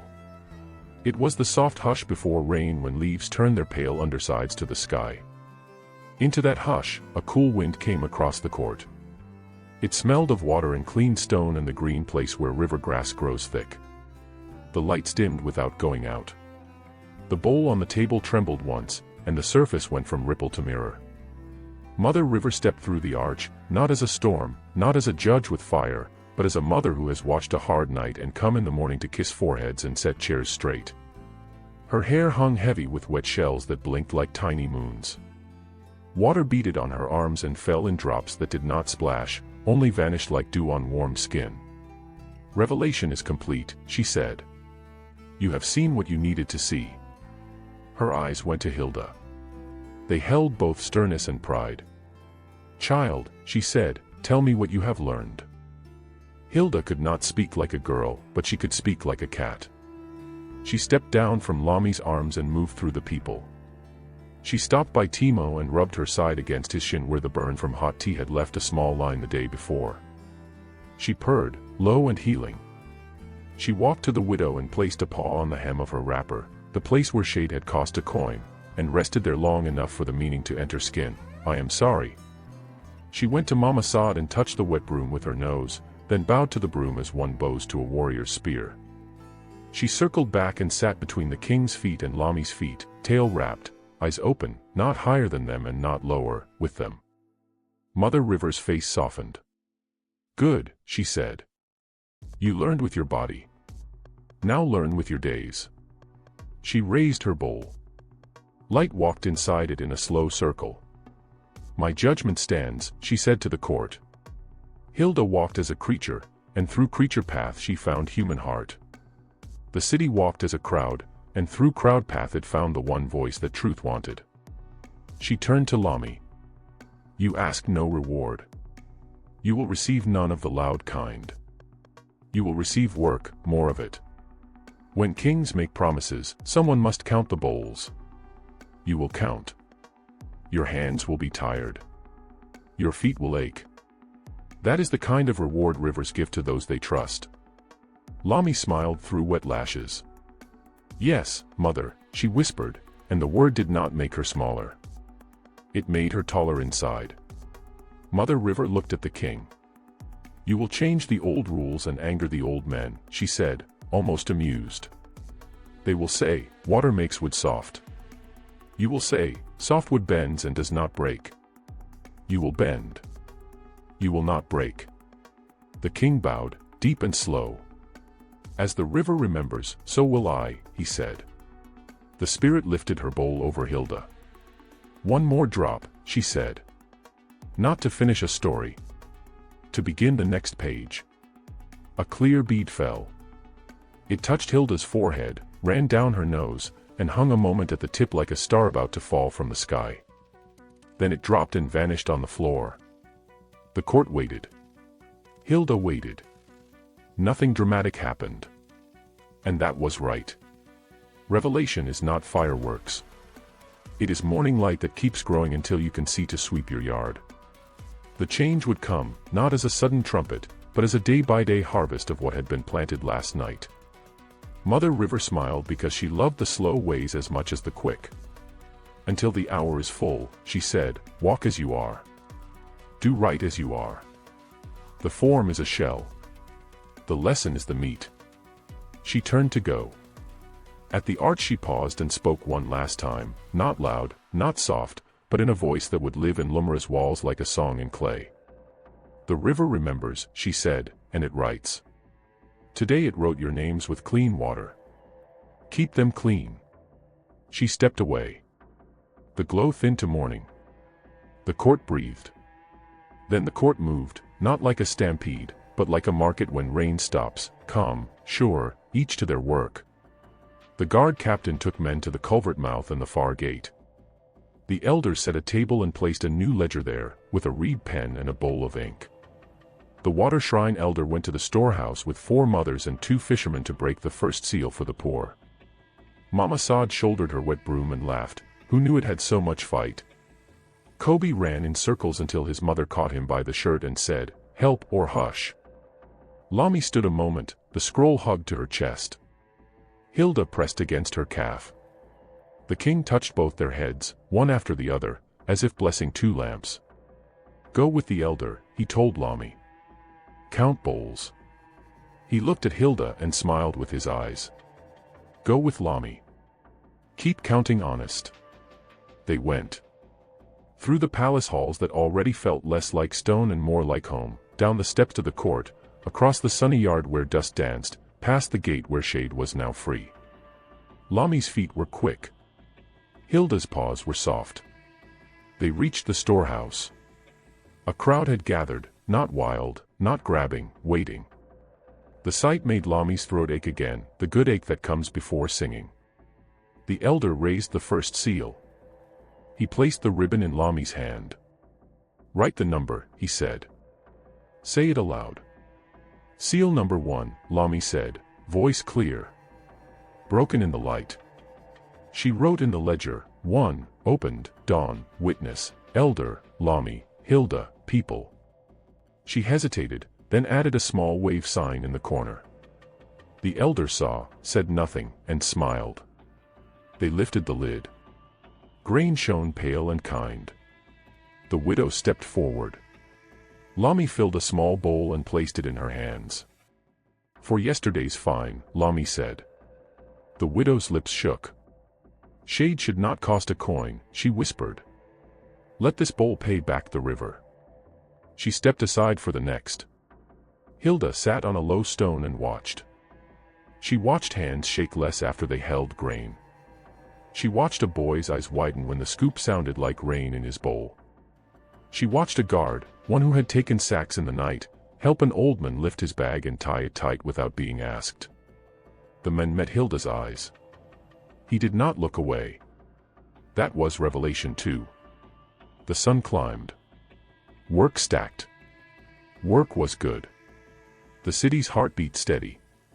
Far away, under the ridge, men search the culvert where dark water runs and rats tell each other news. They would find Orin or they would not. Either way, the court had turned toward the light, and light makes less room for shadows to hide. At noon, a pot of stew arrived from the cook shop, sent by the fat man with a soft voice who pretended he had done nothing. Lami laughed and thanked and ladled. Hilda took a piece of warm bread crust and carried it to the corner and dropped it for the very small gray kit that had once started from shadows for Fish Head. The kit sniffed and ate and did not run. Progress is small. It looks like that. When afternoon leaned toward evening, Hilda and Lami walked back up to the palace. The court had grown quiet, not empty, quiet like a house after a long visit, when the chairs are still warm and the talk is still in the air but the people have gone to do what they promised. The king waited on the balcony where the day first began. He wore the same plain robe. The gold sash lay folded on a chair. He did not look like a picture in a hall. He looked like a man whose shoulders had learned a new way to carry. He saw them and his face changed, soft, proud, tired, hopeful all at once. "We fed," he said without asking. "We fed," Lami answered. "And wrote. And watched. And counted," Hilda added with a purr that was almost a word. The king laughed, the first easy laugh in days. "Good. Tomorrow we feed again. And next day." The sun lowered. The river shone like a long blade with a soft edge.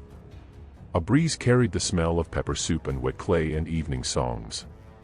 Children's voices braided with a flute. The city's noise had changed, it still sang, but there was less iron in it and more wood, strong, warm, forgiving. Hilda lay down at Lami's feet. Her beads, missing 3, clicked softly. Lami sat and leaned her shoulder against the stone rail. The king stood with his palms on the edge, like a farmer looking at his field at the end of a clean day. "Father," Lami said, and then covered her mouth, startled again at the word that had come. The king did not correct her. He put his hand over hers and squeezed once. "Tomorrow," he said, "we start repairs, storehouse, records, hearts. And we wait for the next lesson." Hilda blinked slowly. The faint water-blue ring around her eyes caught the last of the light. Somewhere, deep and far, she felt the river smile. Revelation had done its work. The city had seen. The lies had lost. The truth had a place to sit. But the river keeps moving. It was already turning the page. Morning came soft and clear. The river shone like a long ribbon under the sun. Birds hopped along the palace wall, pecking at little bugs. In the courtyard, people swept, scrubbed, and set benches in straight lines. It was a new day, and everyone wanted to start it clean. Hilda woke on a reed mat near Lami's bed. She stretched, front paws, back paws, then sat and washed her face with small neat strokes. Her beads clicked gently. 3 were still missing. She touched the empty places with a paw, not sad, just remembering. Each missing bead was a story. Lami tied her head scarf and smiled. "Good morning," she said. "We have a long list. Storehouse checks, ledger signing, market talk, guards to change, kitchen rules to fix, and the big one, the courtyard meeting." Hilda purred. She liked lists now. Lists were like small bridges, one step, then another, and soon you were across. They walked to the kitchen first. Pots already sang. The fat cook lifted a spoon like a captain lifts a flag. "Less salt," he told a boy. "Taste before you pour." He saw Hilda and Lami and tried to act like it was normal for a princess cat and a palace maid to be checking his stew. "You two again," he grunted, not unkind. "Do you want my ladle?" "We want your plan," Lami said. "How do we send breakfast to the poor who line up at the gate?" The cook rubbed his chin. "Big pot near the shade tree," he said. 2 servers. 1 guard who does not push. A small bowl for each. If anyone is shy, we keep some bowls aside and give later. Pride is a hungry thing, but you must feed pride the right way. "Done," Lami said, and wrote it in a little notebook. Hilda put her paws on the bench and sniffed the steam, pepper, onion, goat meat, leaf. Good. They checked the laundry next. Clean cloth hung like white birds across the yard. The laundry women had already cut more long sashes to tie ropes and carry loads. Ropes save time, one said, patting her knot. We learned that yesterday. In the guard court, the captain stood with a chalkboard. Names were listed. Next to each name was a line: oath, neighbor witness, market watch hour. He nodded to Lami. We will stop night stealing with light, he said. Each guard who works near the storehouse will be known by name to 2 market mothers. If he lies, their eyes will catch him. And if a mother lies, a young guard asked, half joking, half afraid.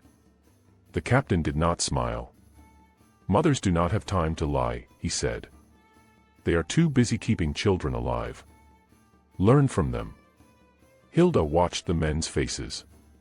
They were tired but straighter, like rope pulled tight after being slack. Shame had bent some of them into the right shape. Hope had pulled others to stand taller. A city needs both kinds. At the storehouse, the water shrine elder sat at a small table, a cup of water at his hand, the ledger open. The widow stood beside him with a reed pen. My writing is crooked, she said, showing a careful line of letters, but the counts are straight. They are beautiful, the elder said, and he meant it. They broke the second seal. Lami read the number aloud. Hilda walked along the sacks, sniffing for damp and mold. A mouse darted, saw her, and ran back to its hole so fast its tail forgot to follow. Hilda did not chase. There was too much work to do. People came with bowls. Some wore fine cloth. Some wore cloth with many patches. Some had clean hands, some had dust in every line. Each one said, "May I?" and each one heard, "Yes, take." The line moved slow and steady. A song rose, not from a drum, but from voices, a small hum that helps hands work. Hilda liked the sound. It felt like a warm room in rainy season. By mid-morning, the courtyard filled. Word had spread, the king would speak. Not in a high hall with gold around him, but in the open yard with the market watching. Mothers stood with babies on their backs. Fishermen rested elbows on knees. Cloth sellers wiped sweat from their brows. Children sat on the ground with chins on fists. The king stepped out wearing a simple indigo cloth and a plain belt. No crown. No heavy chains. He climbed only one step so he would not look far away. Lami and Hilda stood to one side. The guard captain stood to the other. The water shrine elder sat on a low stool close enough to hear without straining. The king lifted his hands. Lumira, he said, yesterday showed us who we are. Not only our bad, but also our good. Today we begin work. Real work. Not the kind that looks fine for a day and breaks the next. We will fix what eyes ignored. He turned and faced the palace staff. Servants, he said, you are not shadows. You are hands and hearts. Speak when you see wrong. From now on, no one will be punished for truth said with respect. If a master shouts at a tired maid, the maid may tell the steward. If a guard raises a stick at a small mistake, the guard will answer to the captain. If a cook burns a pot and blames a boy, we will know. We will fix. We will not cover. He faced the market. Sellers, buyers, headmen, water carriers, watch our storehouse with us. We will keep the ledger on a table by the door. Any adult may look. Once a week, we will count in the open. If we fail, call me to the gate and tell me to my face. I will not hide. He looked at the poor who stood a bit behind the crowd because poor people often stand behind even when they are told to come forward. Those who are hungry, he said, come to the shade tree after this meeting. There is stew and bread and clean water. No questions. No shame. He took a breath. His face changed, not to stone, but to soft clay ready for a new mark. Now I must speak of my daughter, he said, voice low but steady. She is proud. She did harm with her pride. The river judged her. She walks the lesson. We accept it.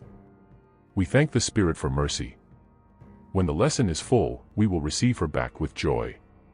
Until then, we will learn with her. The crowd did not jeer.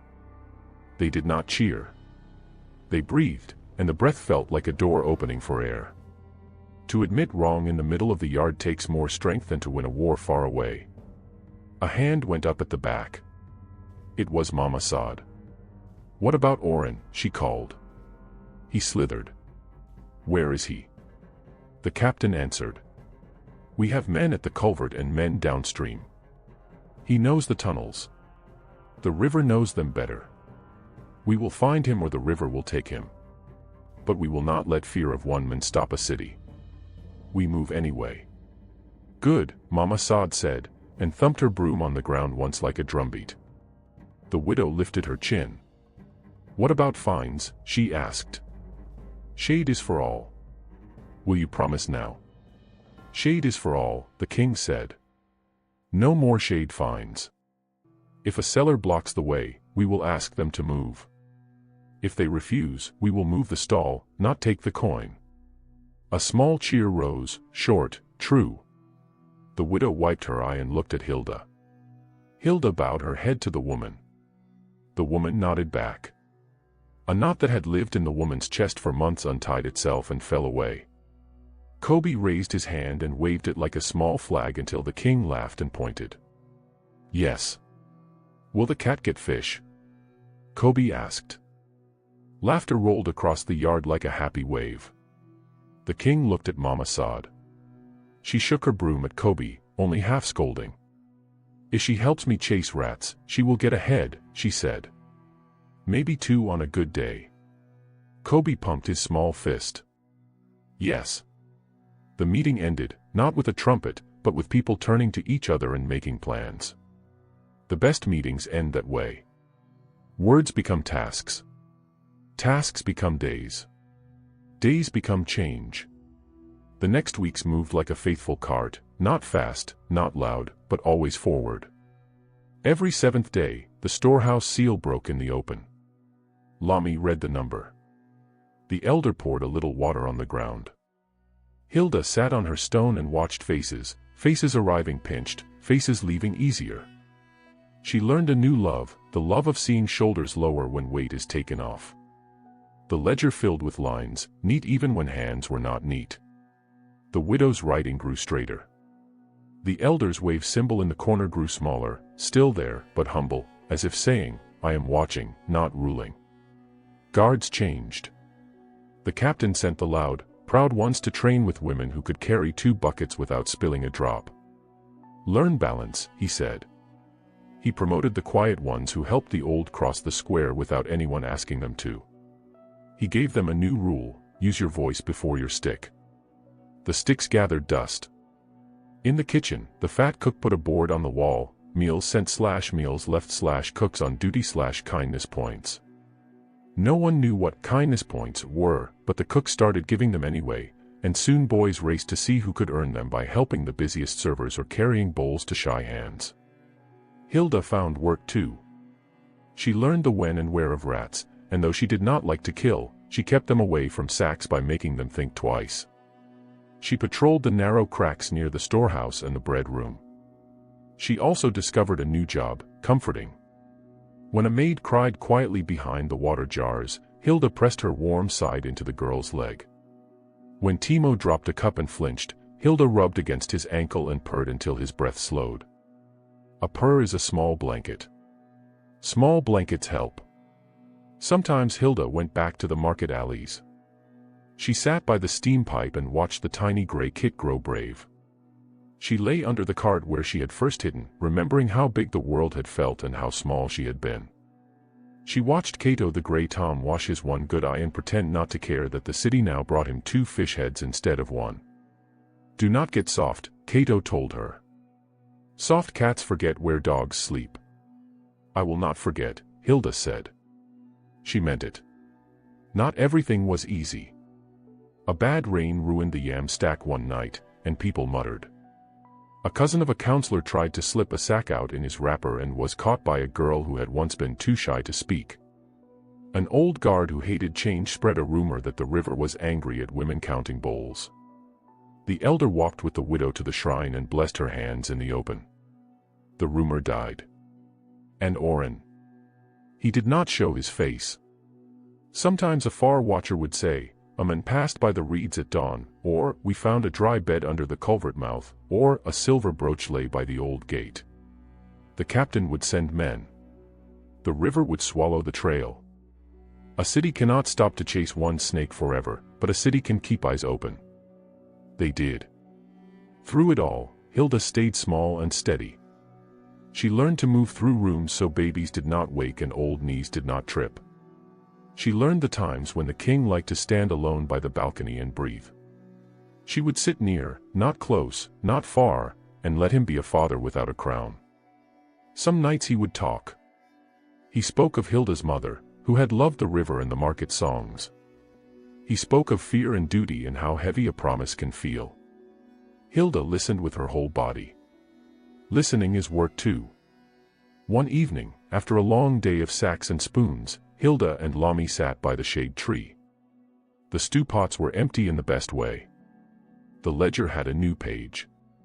Children chased each other, pretending to be guards and thieves and shouting, "Stop in the name of kindness," which made everyone laugh. The sun slid lower. The river caught the light and broke it into little pieces, like beads spilled across a floor. "Do you think the lesson is almost full?" Lami asked, scratching gently behind Hilda's ear where she liked it best. Hilda did not know. Lessons are not bowls you can look into and say, half or full. Lessons are more like songs. You know when the song ends because every piece has played and the last note comes and sits in the air. Hilda closed her eyes and listened inside, to the river sound, to the city beat, to her own small drum. She felt something near, not a full stop, but a page turning. That night the moon rose big and round, bright enough to make edges sharp. The palace slept early, tired in a good way. Hilda woke to a cool breath on her whiskers. Not wind. Presence. She lifted her head. The room glowed faint blue. Waterlight danced on the walls as if someone had poured a bowl of moon into the air and swirled it with a finger. "Come," said a voice without sound. Hilda stood. She followed the glow down the hall, past the place where she had scratched letters in the dust, past the door where the bamboo cage had hung, into the courtyard where the moon made a silver path on the stones. Lami woke without knowing why, saw the glow, and came, bare feet silent. The king stepped from his doorway too, drawn by a pull he could not name but trusted. In the center of the yard, by the old well, water rose. It did not splash over the lip. It rose into the air, shaped like a woman's arm lifting a bowl. Shell light winked. The smell of clean river filled the court. Mother River stood there, no storm, no thunder, only the strong quiet of deep water.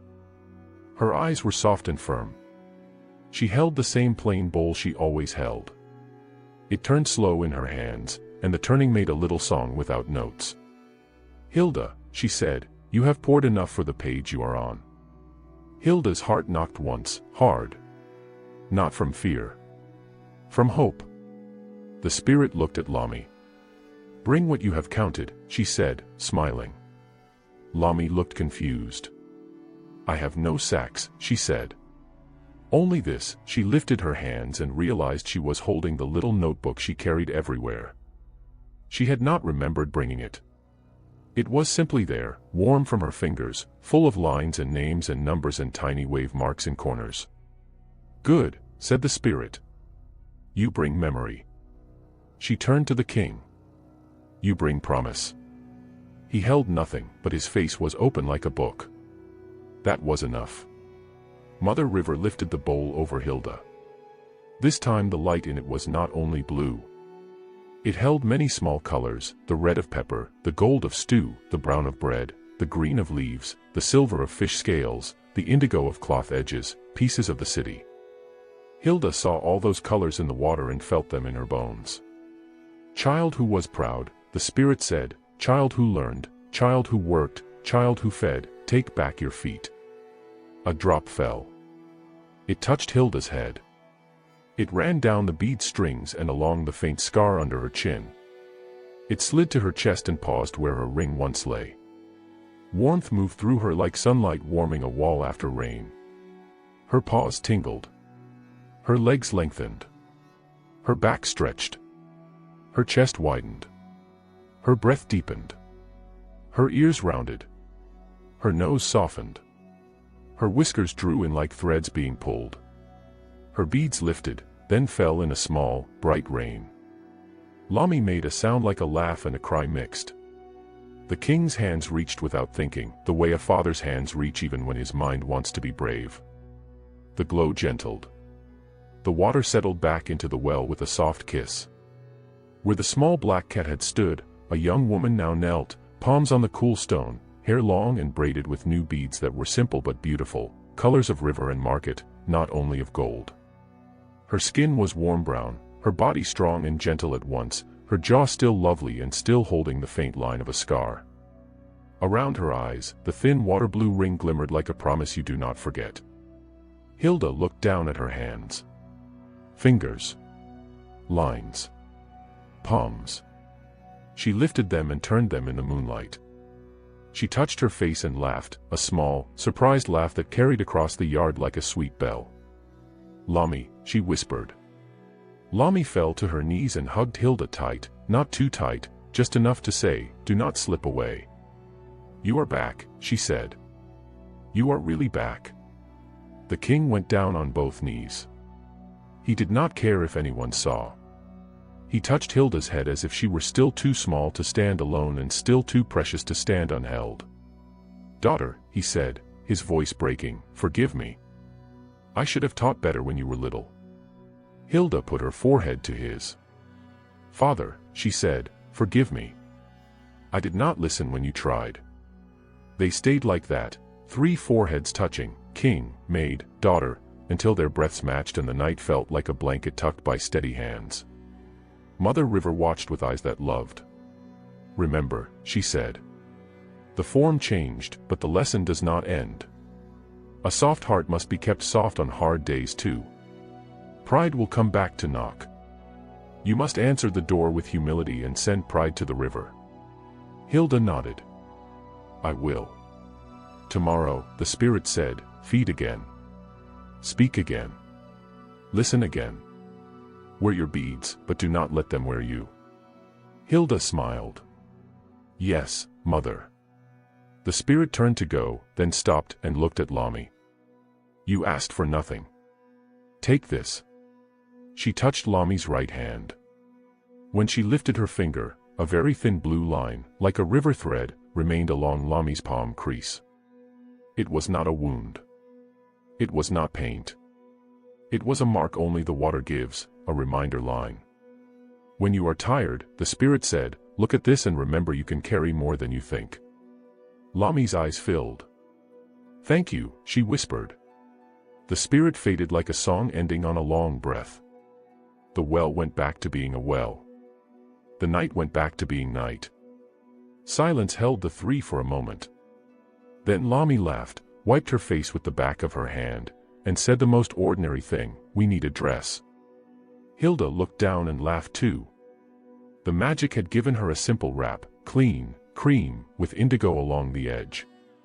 It fit her new humility better than her old gold sash had. "We need sandals," the king added, teasing on purpose to make the moment light. "The old cat's feet will not like palace stone." They rose and walked inside together. Servants peeked from doorways and then ran to tell others. The palace woke like a house at dawn, whispers first, then smiles, then soft cheers, then strong cheers, then prayers said fast and honest. Word flew to the market before the sun. By morning, the square outside the gate was full again. People came not to stare, but to see if Hilda would stand where she had stood as a cat, to see if her mouth would speak the same as her paws had spoken. She did. Hilda climbed only 1 step. She wore the simple cream wrap with indigo edge and a plain belt. Her beads were bright but not heavy. Her feet wore sandals, but her toes still remembered dust. She lifted no chin. She held no stick. She held the ledger. "Good morning," she said. "We will break seal 3 in the light. We will send Stu to the shade. We will fix the guard hours. And I am sorry." She said the last part first, before any friend could tell her not to. "I am sorry I mocked. I am sorry I find shade. I am sorry I made children fear and mothers cry and servants feel small. I am sorry for the old woman I laughed at. I am sorry for the words that turned steel and hurt. I will repair what I can repair. I will start today. Then she turned the ledger so the crowd could see yesterday's lines. She read them aloud, not fast, not with a proud voice, but with a voice that wanted the truth to sit in the square like a bowl that belongs to everyone. The city answered with the sound that means we believe you. It is not a cheer. It is a low, warm hum, like soup just starting to bubble. Work filled the day. Hilda met with stall heads to arrange space so people could pass without pushing. She walked the poor line twice, not to be seen, but to see, loose sandals, a baby with a cough, an old man with a torn bag. She sent a boy for thread. She sent a girl for cough leaf. When two women argued over a place near the shade, Hilda knelt between them and asked them to tell her the whole story, not just the last angry part. The whole story made the answer easy. At noon, Mama Sod tossed Hilda 2 fish heads with a grin. For your rat patrol, she said. Hilda laughed and passed one to Cato, who had followed at a distance and pretended he had not. I am not soft, Cato said with his mouth full. I am practical. In the afternoon, Hilda and Lami met the guard captain by the culvert mouth. Men stood watch, spears grounded, eyes open. A small shrine had been set there, a bowl of clean water, a sprig of green, a little stone. For the river, the captain said. And for our own memories. Hilda thanked him. She meant it. Once she would have just nodded and moved on. Now she stopped long enough for thanks to reach the bone. Toward evening, Hilda returned to the palace. The king waited in the courtyard with 2 low stools. He gave her one. They sat. The air smelled of warm stone and stew and a little smoke. Children's laughter rolled from the gate like marbles. Do you miss claws? The king asked, smiling. Sometimes, Hilda said honestly. They were useful. But hands can be useful too. They sat quiet. Hilda looked up at the sky. A thin stripe of cloud caught the last red light and glowed like a coal. She thought of Mother River's words, wear your beads, but do not let them wear you.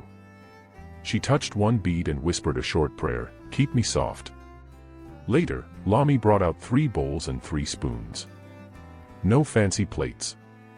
They sat on the step and ate together, stew, bread, water. A guard walking by smiled, and then looked embarrassed that he had smiled, and then smiled again because the world had changed enough to allow it.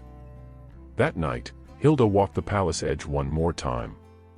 She paused at the old drain, remembered running through it small and fast, and bowed to it like a friend. She passed the schoolroom and looked in. The chalkboard had 2 words written by a bold hand, truth and work. She nodded. Good.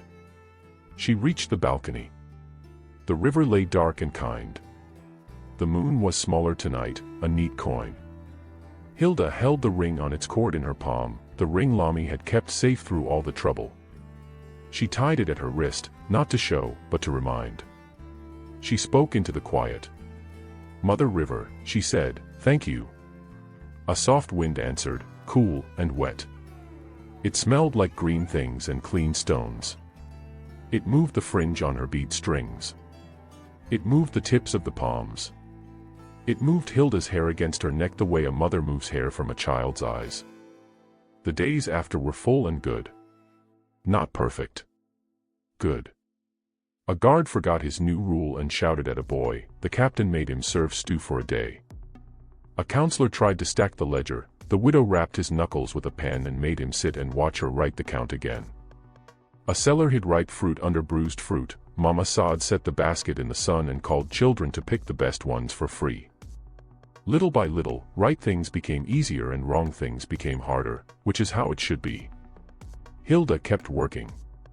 She did not hide in rooms with soft chairs. She walked.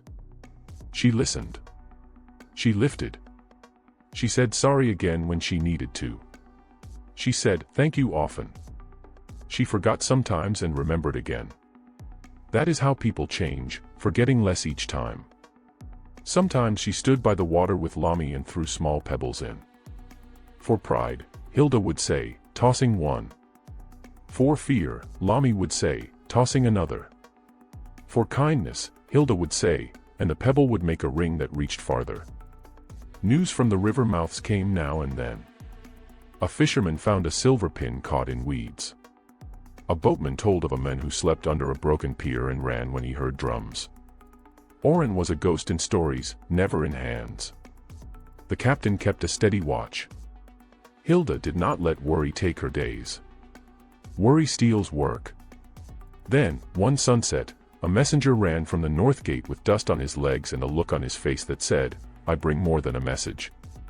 He knelt and held up a small clay tablet with the sign of a neighboring town pressed into it.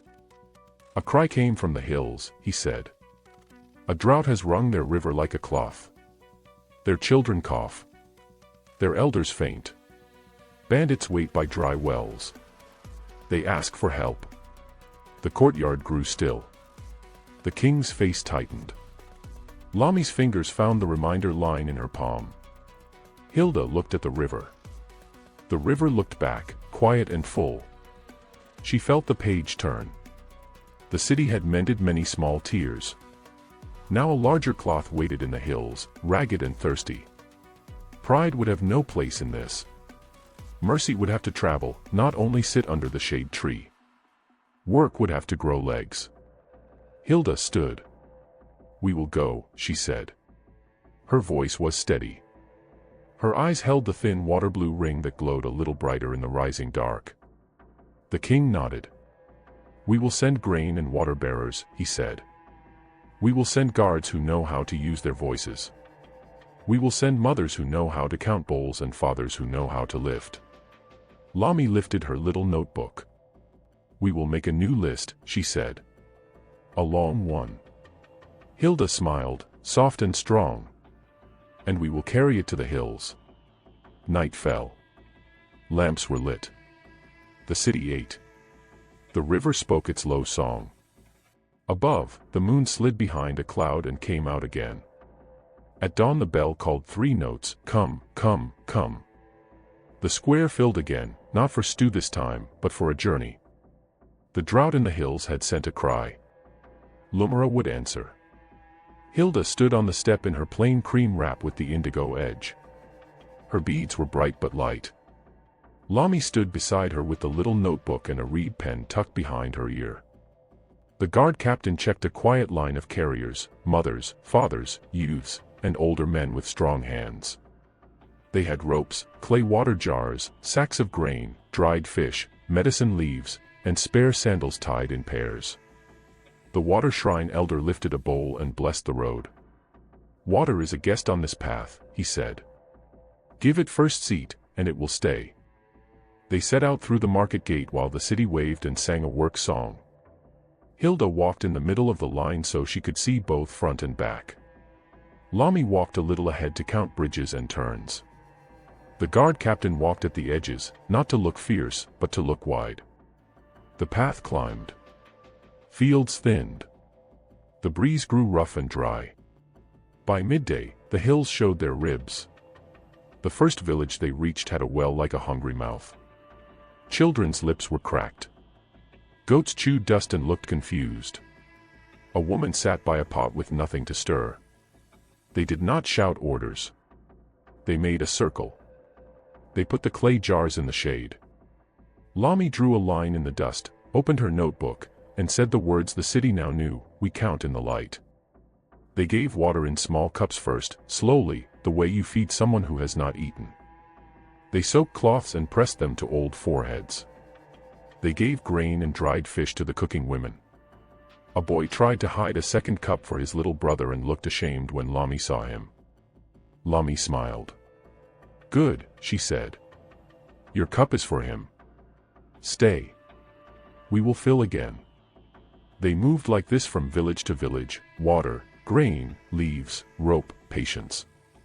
Hilda learned another kind of listening, listening to dry land.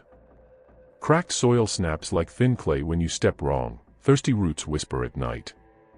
She learned to tell which well might wake if you dug a hand's breadth deeper.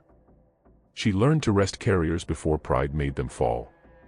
At dusk on the third day they reached the high basin the messenger had spoken of. Wind ran through the tall grass like a tired animal. The village headman met them with red eyes. "We prayed," he said. "We thought no one heard." Hilda bowed. "We heard. The river heard."